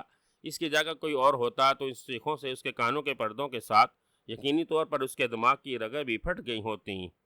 عمرو یار تیار ہو جاؤ، تمہارے سامنے دوسرا طلسم کھلنے والا ہے۔ اچانک عمرو کو زنبیل کے محافظ بونے کی چیختی ہوئی آواز سنائی دی۔ اسی لمحے عمرو یار کے نیچے زمین یکدم نرم ہوئی اور پھر دیکھتے ہی دیکھتے دلدل بنتی چلی گئی۔ عمرو یار اس دلدل میں یک لخت ناف تک دھنس گیا تھا۔ اس دلدل میں سیاہ رنگ کی خوفناک جونکیں تھیں۔ جیسے عمرو کا جسم دلدل میں دنسا، اسی لمحے اس کے جسم سے بے شمار جونکیں چمٹ گئیں۔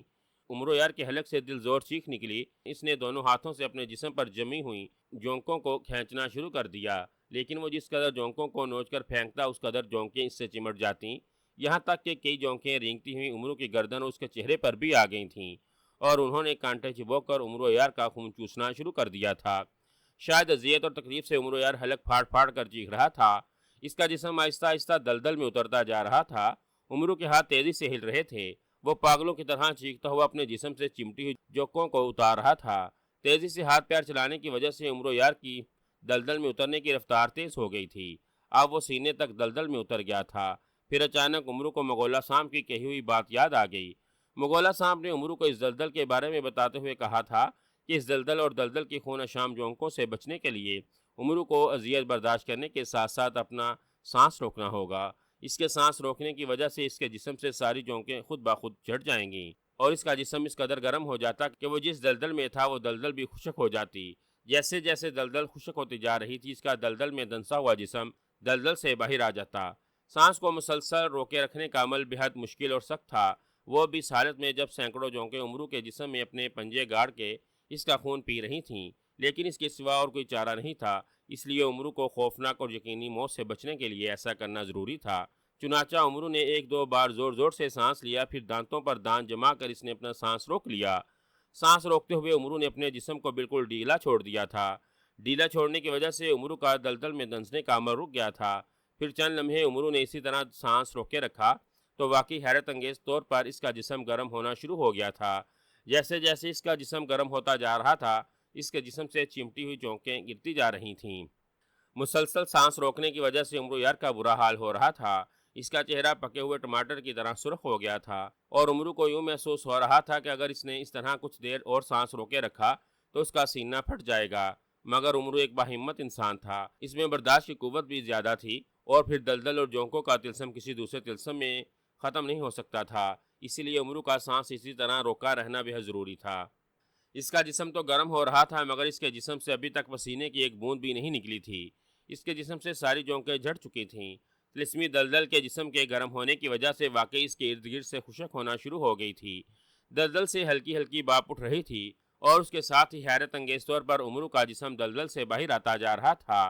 چند ہی لمحوں میں امرو کا جسم ناف تک باہر آ گیا۔ سانس روک کے رکھنے کی وجہ سے امرو یار کی آنکھیں پھٹنے کے قریب ہو رہی تھیں اور اس کی آنکھوں میں نمی آ گئی تھی۔ اس کا سینہ پھٹ رہا تھا اور اس کے دل کی دھڑکن اس قدر تیز ہو گئی تھی کہ جیسے دل ابھی سینہ توڑ کر باہر آ گرے گا۔ امرو کو یوں محسوس ہو رہا تھا جیسے دلدل آہستہ آہستہ اسے باہر دھکیل رہی ہو۔ امرو کے دلدل سے باہر آنے کی رفتار بے حد سست تھی، جس کی وجہ سے امرو کو سانس روکنا مشکل ہو گیا تھا۔ اب امرو یار کا جسم بری طرح سے لرزنے لگا تھا۔ اس کی پنڈلیاں دلدل سے باہر آ گئی تھیں اور اس کے ارد گرد کافی حد تک دلدل خشک ہو گئی تھی۔ امرو یار کے ذہن میں بنجال آیا ہوا تھا۔ اس کے سارے جسم کا خون سمٹ کر جیسے اس کے چہرے اور آنکھوں میں آ گیا تھا۔ اب امرو یار کو لگ رہا تھا کہ اس نے سانس نہ لیا تو سچ مچ اس کا سینہ پھٹ جائے گا۔ اس کے علاوہ امرو کا جسم اس حد تک گرم ہو گیا تھا کہ امرو کو یوں معلوم ہو رہا تھا جیسے وہ دلدل کے بجائے کسی جلتے ہوئے تندور میں ہو۔ امرو یار کی آنکھوں میں بے اختیار آنسو آ گئے۔ اس قدر سخت اور گھٹن مرحلے سے وہ آج تک نہیں گزرا تھا۔ اس طلسم سے بچنے کے لیے امرو یار کی زنبیل میں کوئی ایسی کراماتی چیز موجود نہیں تھی جس کی وہ مدد لے کر اس دلدل سے باہر آ جائے۔ امرو نے آنکھیں بھی سختی سے بند کر لی تھیں۔ پھر اس نے سانس روک کے رکھا۔ جب ناقابل برداشت ہو گیا تو اس نے اللہ تعالیٰ کو یاد کرتے ہوئے اچانک سانس چھوڑ دیا۔ اچانک سانس چھوڑنے کی وجہ سے اس کے منہ اور نتنوں سے جنگلی سانٹ کے سانس لینے کی انداز میں آواز نکلی تھی اور پھر امرو یار کا سینہ لوہار کی دوکنی کی طرح چلنے لگا۔ یہ امرو یار کی قسمت ہی تھی کہ اس نے جس طرح سانس چھوڑا تھا اس وقت تک طلسمی دلدل پوری طرح سے خشک ہو چکی تھی اور اس کے دونوں پیر بھی دلدل سے باہر آ گئے تھے۔ امرو نے سانس چھوڑا تو وہ جیسے بے دم ہو کر زمین پر گر گیا تھا اور وہ زور زور سے سانس لے رہا تھا۔ اپنے سانسوں کو بحال کرنے میں اسے کافی وقت لگ گیا تھا، مگر جب اس کا سانس بحال ہوا تو وہ خود کو دلدل سے باہر اور دلدل کو خشک دیکھ کر خوش ہو گیا تھا۔ خود کو صحیح سلامت اور دلدل سے باہر دیکھ کر امرو بے اختیار اللہ تعالیٰ کا شکر بجانے لگا۔ اس خوفناک مرحلے میں واقع امرو کی اللہ تعالیٰ نے مدد فرمائی تھی، ورنہ جس وقت امرو نے سانس چھوڑا تھا اسے یوں لگ رہا تھا کہ اب اسے موت کے جبڑوں سے دنیا کی کوئی طاقت نہیں بچا سکے گی، مگر ایسا نہ ہوا تھا۔ امرو نے عین اس وقت سانس چھوڑا جب اس کے پیر دلدل سے نکل آئے تھے اور دلدل پوری طرح سے خشک ہو گئی تھی۔ دلدل سے باہر آتا اور سانس لیتے ہی امرو کا گرم جسم دوبارہ پہلی حالت میں آ گیا تھا۔ بہت خوب آقا، اس مرحلے میں آپ کو سخت اذیت کا سامنا کرنا پڑا تھا، لیکن بہرحال آپ نے جس ہمت اور حوصلے کا ثبوت دیا وہ اپنی مثال آپ ہے۔ آپ نے اپنی ہمت اور حوصلے سے اسپتال کے دوسرے مرحلے کو بھی شکست دے دی ہے۔ آپ کی جگہ کوئی اور ہوتا تو شاید اس قدر سخت اور کڑے میدان سے گزرنا اس کے بس میں نہ ہوتا۔ امرو کو زنبیل کے محافظ بونے کی آواز سنائی دی۔ اسپتال کا تیسرا مرحلہ ان دونوں مرحلوں سے زیادہ سخت اور خوفناک ہے محافظ بونے؟ امرو نے پریشانی کے عالم میں پوچھا۔ آپ ٹھیک کہہ رہے ہیں آقا، تیسرا مرحلہ واقعی پہلے دو مرحلوں سے زیادہ خوفناک اور سخت ہے، لیکن اس مرحلے میں آپ کو تکلیف اور اذیت نہیں سہنا پڑے گی۔ اس مرحلے سے بچنے کے لیے مغولہ سانپ آپ کو بتا چکا ہے کہ آپ کو کیا کرنا ہے۔ آپ اس کے کہنے پر عمل کریں تو تیسرا مرحلہ بھی ختم ہو جائے گا اور آپ بخیر و عافیت اسپتال کی دوسری تہہ کے دروازے تک پہنچ جائیں گے، محافظ بونے نے جواب دیتے ہوئے کہا۔ اس مرحلے میں ہر طرف گہری تاریکی چھائی ہے۔ اس تاریکی میں سلیمانی سرمے کی مدد سے نہیں دیکھ سکوں گا۔ پھر اندھیرے میں مجھ پر چاروں طرف سے تیر برسائے جائیں گے۔ مجھے ہر حال میں ان تیروں سے بچنا ہوگا۔ اگر ان میں سے ایک بھی تیر مجھے چھو گیا تو اس کے زہر کی وجہ سے میرا جسم اسی وقت پانی بن کر بہہ جائے گا۔ مغولہ سانپ نے کہا تھا کہ میں ان تیروں سے بچنے کے لیے فوری طور پر کمر کے بل زمین پر لیٹ جاؤں۔ زمین پر لیٹنے کی وجہ سے وقتی طور پر میں ان تیروں کا شکار ہونے سے بچ جاؤں گا، مگر ان تیروں کو روکنے کے لیے مجھے اپنے اوپر سے گزرتے ہوئے کسی ایک تیر کو پکڑنا ہوگا۔ کسی ایک تیر کو پکڑ کر میں اس کو توڑ کر اس کے دو ٹکڑے کر دوں گا تو تیروں کا سلسلہ رک جائے گا اور تیسرا مرحلہ بھی فتح ہو جائے گا۔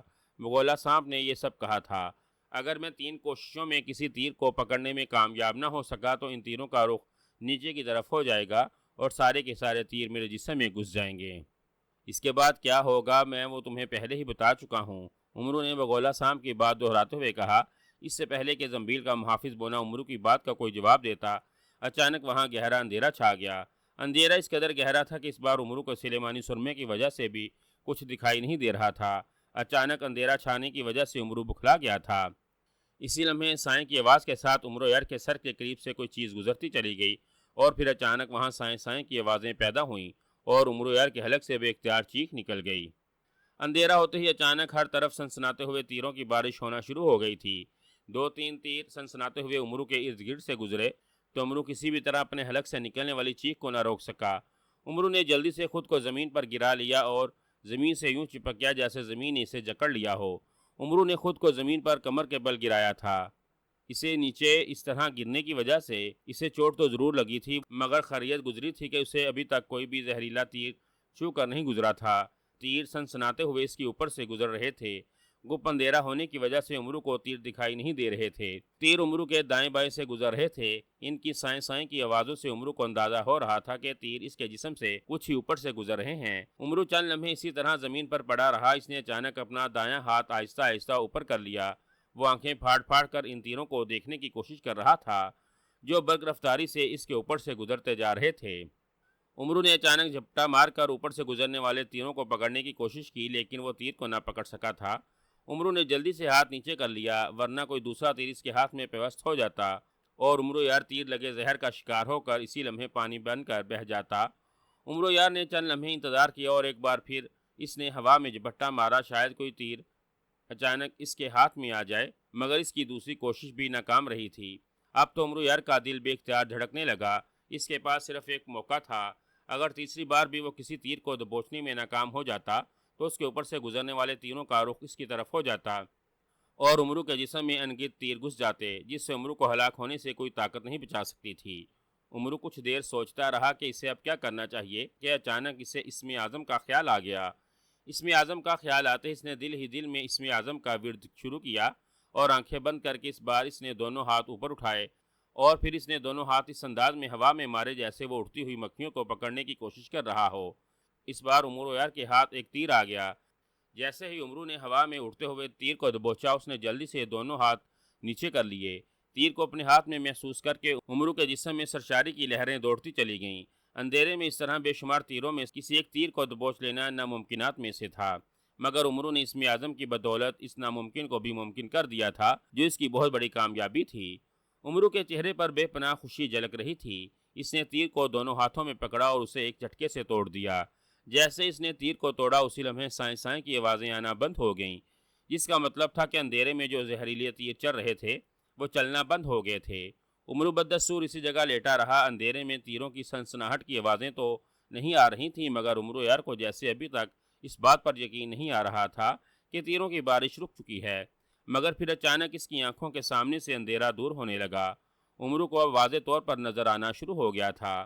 وہ ایک خال نما بہت بڑے کمرے میں لیٹا ہوا تھا۔ اس ہلکی روشنی میں امرو کو دیواروں میں سینکڑوں تیر گڑے ہوئے دکھائی دے رہے تھے، مگر ہوا میں کوئی تیر نہیں اڑ رہا تھا۔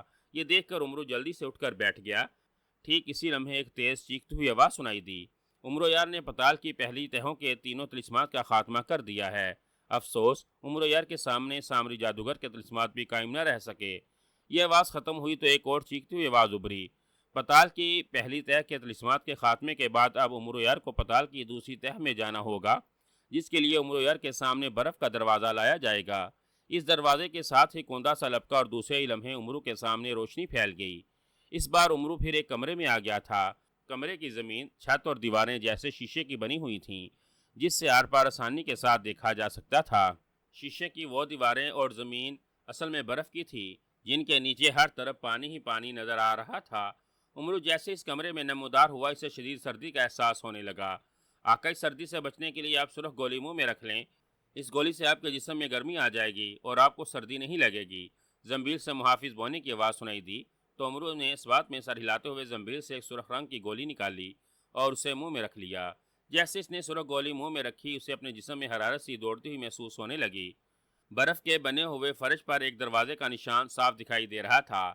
اس دروازے پر برف کا بنا ہوا بڑا سا تالا لگا ہوا تھا۔ دوسرا پتال میں آتے ہی امرو یار کی ساری طاقتیں جیسے پھر سے بحال ہو گئی تھیں۔ اسے ذرا بھی تھکاوٹ کا احساس نہیں ہو رہا تھا۔ امرو یار چونکہ پتال میں سفر کر رہا تھا، جس کی وجہ سے اسے دن رات کا پتہ نہیں چل رہا تھا۔ اسے نہ ہی تھکاوٹ کا احساس ہو رہا تھا اور نہ ہی اس پر نیند کا غلبہ پایا تھا اور نہ ہی اسے بھوک پیاس کی طلب محسوس ہو رہی تھی۔ وہ بالکل حشاش بشاش تھا۔ کیا سوچ رہے ہو آقا؟ زمین کی تہہ کا دوسرا دروازہ کھولے اور زینے اتر جائیں، زنبیل کے محافظ بونے نے کہا تو امرو نے اس بات میں سر ہلا کر زنبیل سے برف کی چابی نکال لی اور زمین پر دروازے کے قریب گھٹنوں کے بل بیٹھ گیا۔ اس نے برف کی چابی سے برف کا بنا ہوا تالا کھولا تو دروازے کا کنڈا خود بخود کھل گیا اور برف کا بنا ہوا دروازہ پہلے دروازے کی طرح خود بخود صندوق کے کسی ڈھکنے کی طرح کھلتا چلا گیا۔ اس دروازے کے خلا میں بھی طویل زینہ جاتا ہوا دکھائی دے رہا تھا، مگر سارے کا سارا زینہ پانی سے بھرا ہوا تھا۔ او، اس تہہ میں تو پانی ہی پانی ہے، کیا مجھے اس پانی میں اترنا ہوگا؟ عمرو نے چونک کر پوچھا۔ ہاں آقا، یہ سرد پانی ہے، آپ بے فکر ہو کر زینے اتر جائیں۔ آپ کے منہ میں جو سرخ گولی رکھی ہے، اس کی وجہ سے آپ کو سردی کا احساس تک نہ ہوگا۔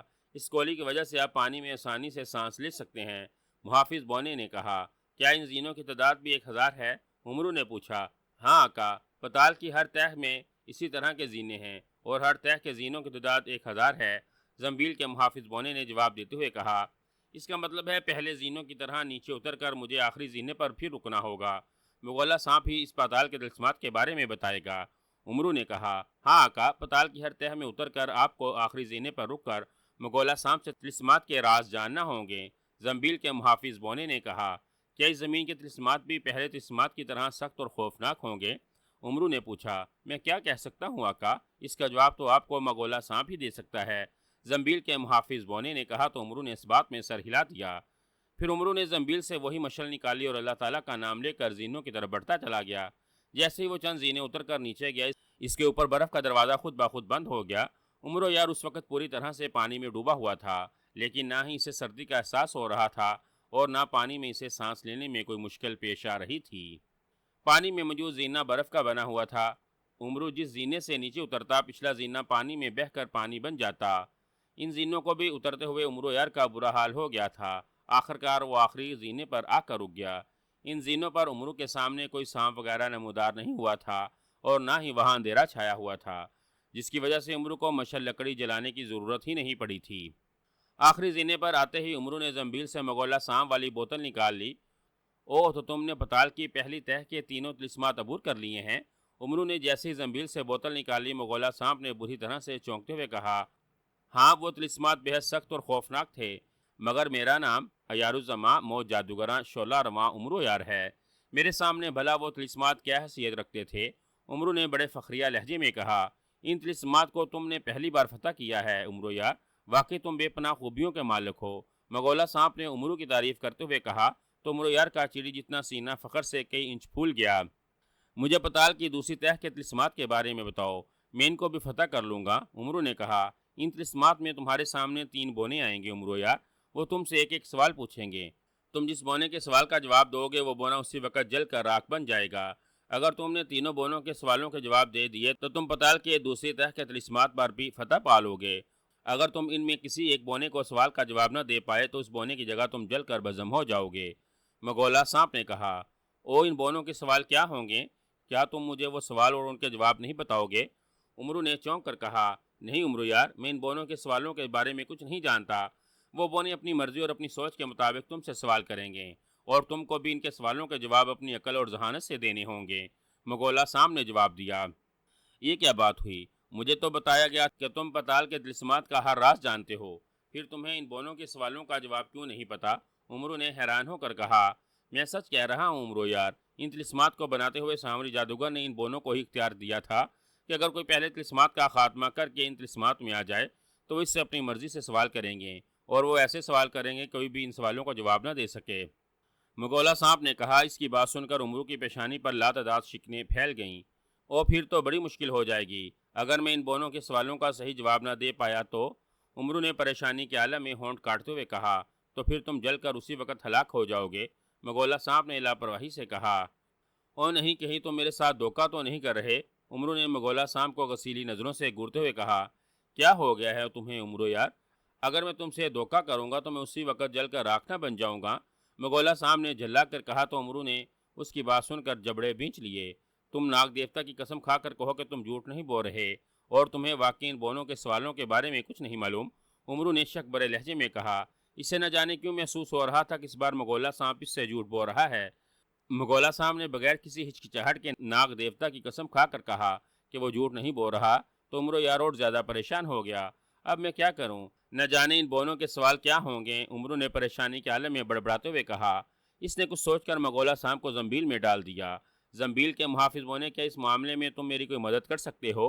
عمرو نے کسی خیال کے تحت زنبیل کے محافظ بونے سے مخاطب ہو کر کہا۔ نہیں آقا، جب مغولہ سانپ آپ کو ان سوالوں کے بارے میں کچھ نہیں بتا سکتا تو میں بھلا آپ کو کیا بتا سکتا ہوں؟ زنبیل سے محافظ بونے کی آواز سنائی دی۔ کیا سنہری تختی یا بولنے والی گڑیا بھی مجھے کچھ نہیں بتا سکتی؟ عمرو نے پریشانی کے عالم میں ہونٹ چباتے ہوئے کہا۔ پتال کے طلسمات کے بارے میں سوائے مگولا سانپ کے اور کوئی آپ کوئی مدد نہیں کر سکتا آقا، زنبیل کے محافظ بونے نے کہا۔ او نہیں، پھر جو ہوگا دیکھا جائے گا، عمرو نے سر جھٹک کر کہا۔ ساتھ اس نے زینے سے نیچے قدم رکھ دیے۔ جیسے ہی وہ زینے سے نیچے اترا، اسی لمحے زینہ پانی بن کر بہہ گیا اور ساتھ ہی عمرو کے ارد گرد سے پانی غائب ہو گیا۔ عمرو جس جگہ کھڑا تھا اس حصے میں اور اس کے ارد گرد کچھ فاصلے پر روشنی ہو رہی تھی، باقی ہر طرف اندھیرا ہی اندھیرا تھا۔ جیسے ہی عمرو نے زمین پر قدم رکھا، اسی لمحے ایک جماکہ ہوا اور عمرو کے سامنے ایک بالشت بر کا بونا آ گیا۔ بونا سیاہ رنگ کا تھا، اس کا سر گنجا اور اس کی داڑھی مونچھیں بہت بڑی ہوئی تھیں۔ اس بونے نے زیر حصے پر زرد رنگ کا جانگیا پہن رکھا تھا۔ بونے کی آنکھیں گول اور خون آلودہ تھیں۔ وہ شیطان بونا معلوم ہو رہا تھا۔ تو تم پتال کی پہلی تہہ کے طلسمات کو فنا کر کے یہاں پہنچ گئے ہو؟ شیطان بونے نے عمرو کی جانب خون خوار نظروں سے دیکھتے ہوئے کہا۔ ہاں، میں پہلے طلسمات کی طرح پتال کی اس تہہ کے بھی طلسمات ختم کر دوں گا۔ میرا نام عمرو یار ہے، خواجہ عمرو یار، عمرو نے سنجیدگی سے کہا۔ ان طلسمات کو فنا کرنے کے لیے تمہیں میرے شانگو بونے اور زانگو بونے کے سوالوں کے جواب دینے ہوں گے عمرو یار، شیطان بونے نے کہا۔ تمہارا کیا نام ہے؟ عمرو نے شیطان بونے کی طرف دیکھتے ہوئے پوچھا۔ ماشو بونا، شیطان بونے نے عمرو کو اپنا نام بتایا۔ تمہارا کیا سوال ہے؟ عمرو نے اس کی جانب سیدھی نظروں سے گورتے ہوئے کہا۔ سوچ لو عمرو یار، اگر تم میرے سوال کا درست جواب نہ دے پائے تو تم اسی وقت جل کر راکھ ہو جاؤ گے۔ ماشو بونے نے عمرو کو خونی نظروں سے گورتے ہوئے کہا۔ اور اگر میں نے تمہارے سوال کا درست جواب دے دیا تو تم جل کر وزم ہو جاؤ گے، عمرو نے زہریلے انداز میں مسکراتے ہوئے کہا۔ ایسا کبھی نہیں ہوگا، ماشو بونے کے سوال کا جواب دینا تم جیسے معمولی انسان کے بس کی بات نہیں، ماشو بونے نے جواباً زہر بھرے لہجے میں کہا۔ سوال پوچھو سوال، باتوں میں اپنا اور میرا وقت ضائع مت کرو، عمرو نے سخت لہجے میں کہا۔ ٹھیک ہے، تو پھر سنو میرا سوال اور مجھے اس کا فوراً جواب دو، ماشو بونے نے کہا۔ اسی لمحے اچانک آگ کا ایک شعلہ سا چمکا اور وہ عمرو اور ماشو بونے کے سروں کے اوپر معلق ہو گیا۔ آگ کا شعلہ نمودار ہو گیا ہے عمرو یار، اگر تم نے میرے سوال کا درست جواب دیا تو یہ شعلہ مجھ پر آ گرے گا اور میں اسی لمحے جل کر راکھ ہو جاؤں گا۔ اگر تم نے میرے سوال کا جواب نہ دیا تو سوال کا جواب غلط ہوا تو یہ شعلہ تم پر گر جائے گا، ماشو بونے نے کہا۔ اپنا سوال بتاؤ، عمرو نے بے خوفی سے کہا۔ یہ بتاؤ عمرو کہ تمہاری دنیا کے آسمان پر ستاروں کی تعداد کتنی ہے؟ ماشو بونے نے زہریلے انداز میں مسکراتے ہوئے کہا۔ تمہیں اس سوال کا جواب معلوم ہے؟ عمرو نے ماشو بونے کو غور سے دیکھتے ہوئے کہا۔ ہاں معلوم ہے، کیوں؟ ماشو بونے نے حیرت سے کہا۔ نہیں، میرا دعویٰ ہے کہ تم خود بھی اس سوال کا جواب نہیں جانتے، عمرو نے مسکراتے ہوئے کہا۔ یہ تمہاری بھول ہے عمرو یار، مجھے اس سوال کا جواب معلوم ہے، ماشو بونے نے غصیلے لہجے میں کہا۔ نہیں، تم نہیں جانتے کہ آسمان پر ستاروں کی تعداد کتنی ہے، عمرو نے اسی انداز میں کہا۔ میں نے جب کہا ہے کہ میں جانتا ہوں تو یقیناً جانتا ہوں، ماشو بونے نے اور زیادہ غصے میں آتے ہوئے کہا۔ جھوٹ مت بولو ماشو بونے، تم نہیں جانتے، عمرو نے ماشو بونے کو اور زیادہ غصہ دلاتے ہوئے کہا۔ ہاں یہ جھوٹ ہے، سراسر جھوٹ، عمرو نے کہا۔ تمہارا دماغ خراب ہو گیا ہے عمرو یار، میں اچھی طرح سے جانتا ہوں کہ آسمان پر ستاروں کی تعداد کتنی ہے، ماشو بونے نے غصے سے چیختے ہوئے کہا۔ تو بتاؤ کتنی تعداد ہے آسمان پر ستاروں کی، عمرو نے تیز لہجے میں کہا۔ زمین پر جس قدر ریت کے ذرات ہیں آسمان پر اتنے ہی ستاروں کی تعداد ہے، ماشو بونے نے غصیلے لہجے میں کہا۔ دوسرے لمحے وہ بری طرح سے اچھل پڑا، اس کی آنکھیں حیرت اور خوف سے پھیلتی چلی گئیں، جبکہ عمرو یار اس کی طرف دیکھ کر نہایت زہریلے انداز میں مسکرا رہا تھا۔ عمرو نے ماشو بونے کو اپنی عیاری کے جال میں اس بری طرح سے پھنسا لیا تھا کہ اس نے خود ہی اپنے سوال کا جواب دے دیا تھا۔ جب ماشو بونے کو احساس ہوا کہ عمرو یار اس کے ساتھ عیاری سے اس کے سوال کا جواب پوچھ چکا ہے تو اس کا رنگ زرد ہو گیا تھا۔ تم عمرو یار، تم نے عیاری سے مجھ سے میرے ہی سوال کا جواب پوچھ لیا تھا، ماشو بونے نے ہکلاتے ہوئے کہا۔ ہاں، اسی لیے تو لوگ مجھے عمرو یار کہتے ہیں، تمہارے سوال کا جواب تمہیں مل چکا ہے، لیکن چونکہ تمہیں جل کر مرنا ہے اسی لیے میں تمہیں بتا دیتا ہوں کہ آسمان پر ستاروں کی تعداد زمین پر ریت کے ذرات کے برابر ہیں، عمرو نے کہا۔ جیسے ہی عمرو نے یہ الفاظ کہے اسی لمحے ان کے سروں پر معلق آگ کا شعلہ ماشو بونے پر جا پڑا۔ ماشو بونے کے حلق سے ایک ہولناک اور انتہائی کربناک چیخ نکلی اور وہ آگ کا شعلہ بن کر بری طرح سے ناچنے لگا۔ دیکھتے ہی دیکھتے آگ نے ماشو بونے کو جلا کر راکھ بنا دیا۔ جیسے ہی ماشو بونا جل کر راکھ بنا اسی لمحے روشنی چمکی اور ماشو بونے کی جگہ وہاں ایک اور بونا نمودار ہوا۔ اس بونے کی شکل و صورت اور قد کاٹ ماشو بونے ہی جیسا تھا، مگر وہ ماشو بونے سے قدرے موٹا تھا اور اس کی ناک بھی پچکی ہوئی تھی۔ اس بونے کا سر بھی گنجا تھا۔ اوہ، تو تم نے ماشو بونے کو ہلاک کر دیا ہے، موٹے بونے نے وہاں نمودار ہو کر بری طرح سے اچھلتے ہوئے کہا۔ ہاں اب تمہاری باری ہے، عمرو نے مسکراتے ہوئے کہا۔ تم مجھے ہلاک نہیں کر پاؤ گے عمرو یار، میرا نام شانگو بونا ہے، माशूबोने ने तुमसे जो सवाल किया होगा वो आम और सादा सा सवाल होगा जिसका जवाब तुम्हें पहले ही मालूम होगा, मगर मेरा सवाल ऐसा है जिसका जवाब तुम मर कर भी नहीं दे सकोगे। शांगो बोने ने उमरू को नफरत ज़दा निगाहों से घूरते हुए कहा, क्यों, तुम्हारे सवाल में ऐसी कौन सी खास बात है जिसका मैं जवाब नहीं दे सकता? उमरू ने मुंह बनाकर कहा, खास बात? ओ नहीं, मेरे सवाल का जवाब तुम्हारे फरिश्तों को भी नहीं मालूम। शांगो बोने ने कहा, तो फिर किसे मालूम होगा? उमरू ने कहा, मैं तुम्हारी यारी में नहीं आऊँगा उमरो यार, मैं तुम्हें किसी सूरत में नहीं बताऊंगा कि मेरे सवाल का जवाब कौन जानता है। शांगो बोने ने तंजिया लहजे में कहा, तो मत बताओ, मैंने कौन सा तुम्हारी दुम पर पाँव रख दिया है? उमरू ने सर झटक कर कहा, ये बोना ज़रूरत से ज़्यादा ही होशियार मालूम होता था, जिसने पहले ही कह दिया था कि वो उमरो यार की यारी में नहीं आएगा। उसी लम्हे शोला सा चमका और इन दोनों के सरों पर आकर मुअल्लक हो गया। मेरे सवाल का जवाब देने के लिए तैयार हो? शांगू बोने ने शोले को फजा में मुअल्लक देख कर कहा, हाँ पूछो। उमरू ने धड़कते दिल से कहा, ये बताओ कि मेरी उम्र कितनी है? शांगू बोने ने मुस्कुराकर उमरू की तरफ देखते हुए कहा, इसका लहजा बेहद जहरीला था। उमर, तुमने अपनी उम्र का सवाल पूछा है? उमरू ने चौंक कर कहा, हाँ, तुम्हें बताना होगा कि मैं कितने साल और कितने माह का हूँ। शांगू बोने ने तंजिया लहजे में कहा, मैं तुम्हारे सवाल का जवाब बाद में दूंगा, पहले तुम बताओ कि तुम पैदाइशी गंजे हो या किसी गंजी बोनी ने तुम्हारे सर पर जूतियां मार मार कर तुम्हारा गंजा सर किया है।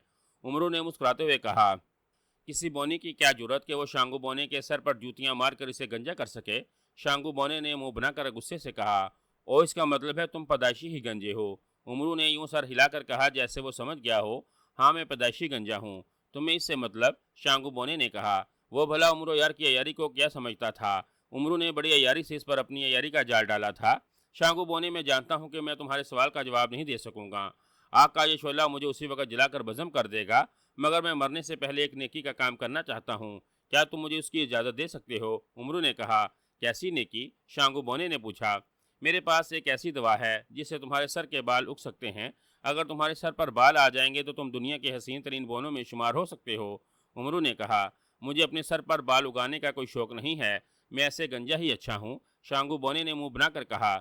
इसे अपनी यारी के जाल में ना फंसता देखकर उमरू दिल ही दिल में इस पर पेचोताप खाने लगा।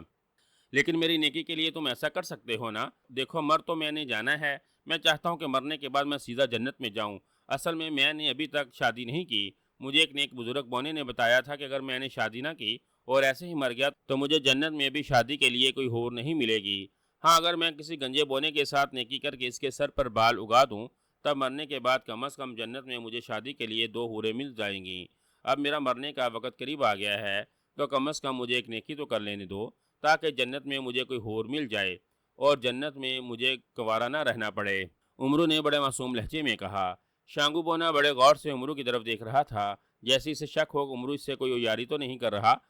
मगर उमरू बेहद काया इंसान था। इसने अपने चेहरे पर ऐसी मायूसी और मासूमियत तारी का रखी थी कि शांगू बोना तो क्या उसका बाप भी नहीं समझ सकता था कि उमरू इससे क्या यारी कर रहा है।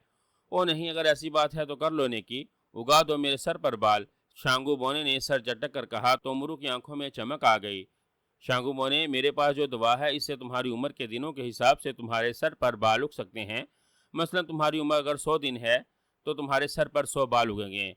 अगर तुम्हारी उम्र के दिन 1000 हैं तो तुम्हारे सर पर इस दवा से 1000 बाल उग आएंगे। बहरहाल तुम मुझे पैदाइश से लेकर आज तक के दिन बताओ, मैं दवा पर इन दिनों के हिसाब से दम कर दूंगा तो उतने ही बाल तुम्हारे सर पर आ जाएंगे।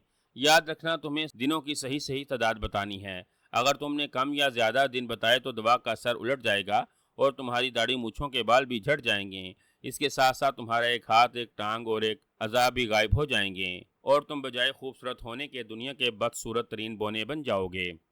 उमरू ने जल्दी जल्दी बोलते हुए कहा, मैं पहले दिन से लेकर आज के दिन तक पूरे 7000 दिनों से गंजा हूँ। शांगू बोने ने उमरू की अयारी को ना समझते हुए जल्दी से दिनों की तादाद बता दी। शायद इसे बदसूरत बोना बनने का खौफ महसूस हो गया था, जिसकी वजह से इसने उमरू को फौरन दिनों की तादाद बता दी थी। उमरू का मकसद हल हो चुका था। इसने जल्दी जल्दी दिल में दिनों का हिसाब लगाना शुरू कर दिया।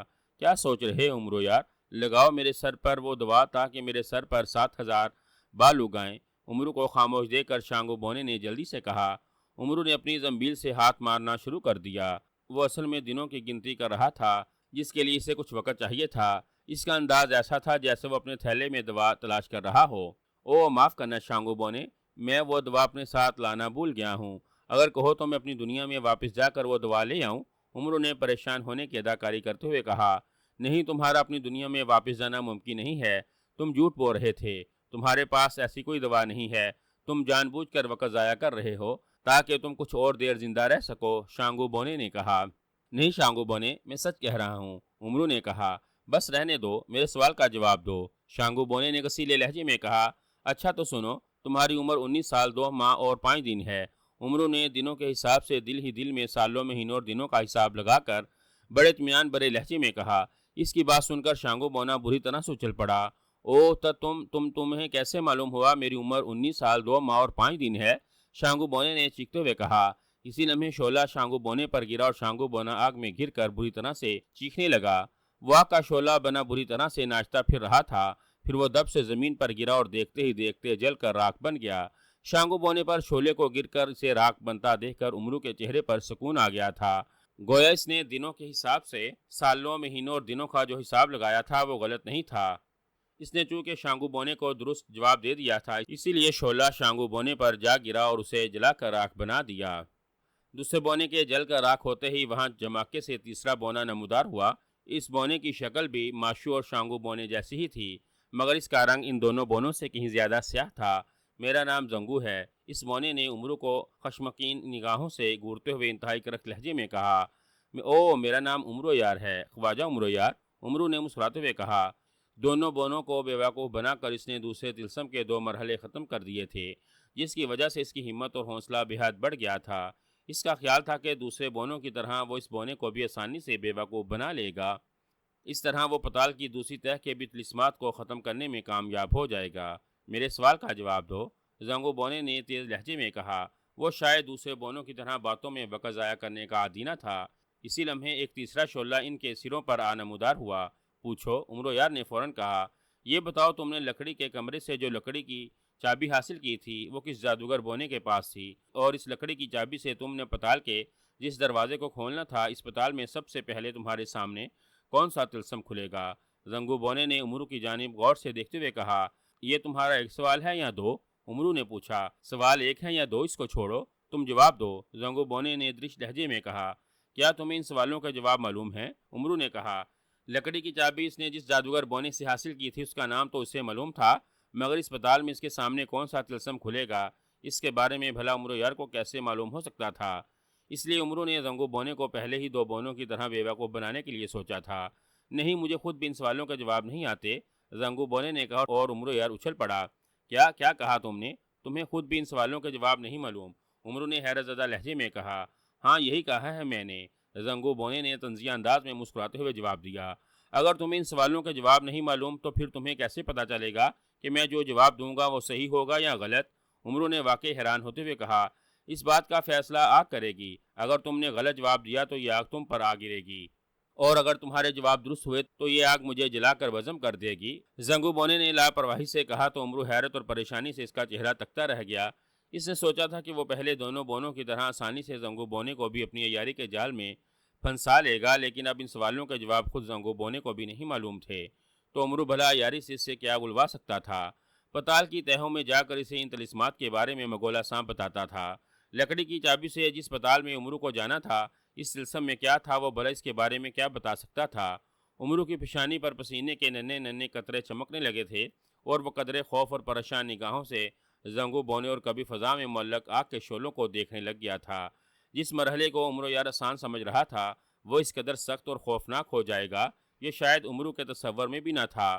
عمرو یار کو یقین سا ہو رہا تھا کہ وہ زنگو بونے کے سوال کا جواب نہیں دے سکے گا۔ اس بار آگ کا شعلہ زنگو بونے کی بجائے اس پر آ گرے گا اور اسے جلا کر بزم کر دے گا۔ اس خیال سے عمرو کی روح تک لرز اٹھی تھی۔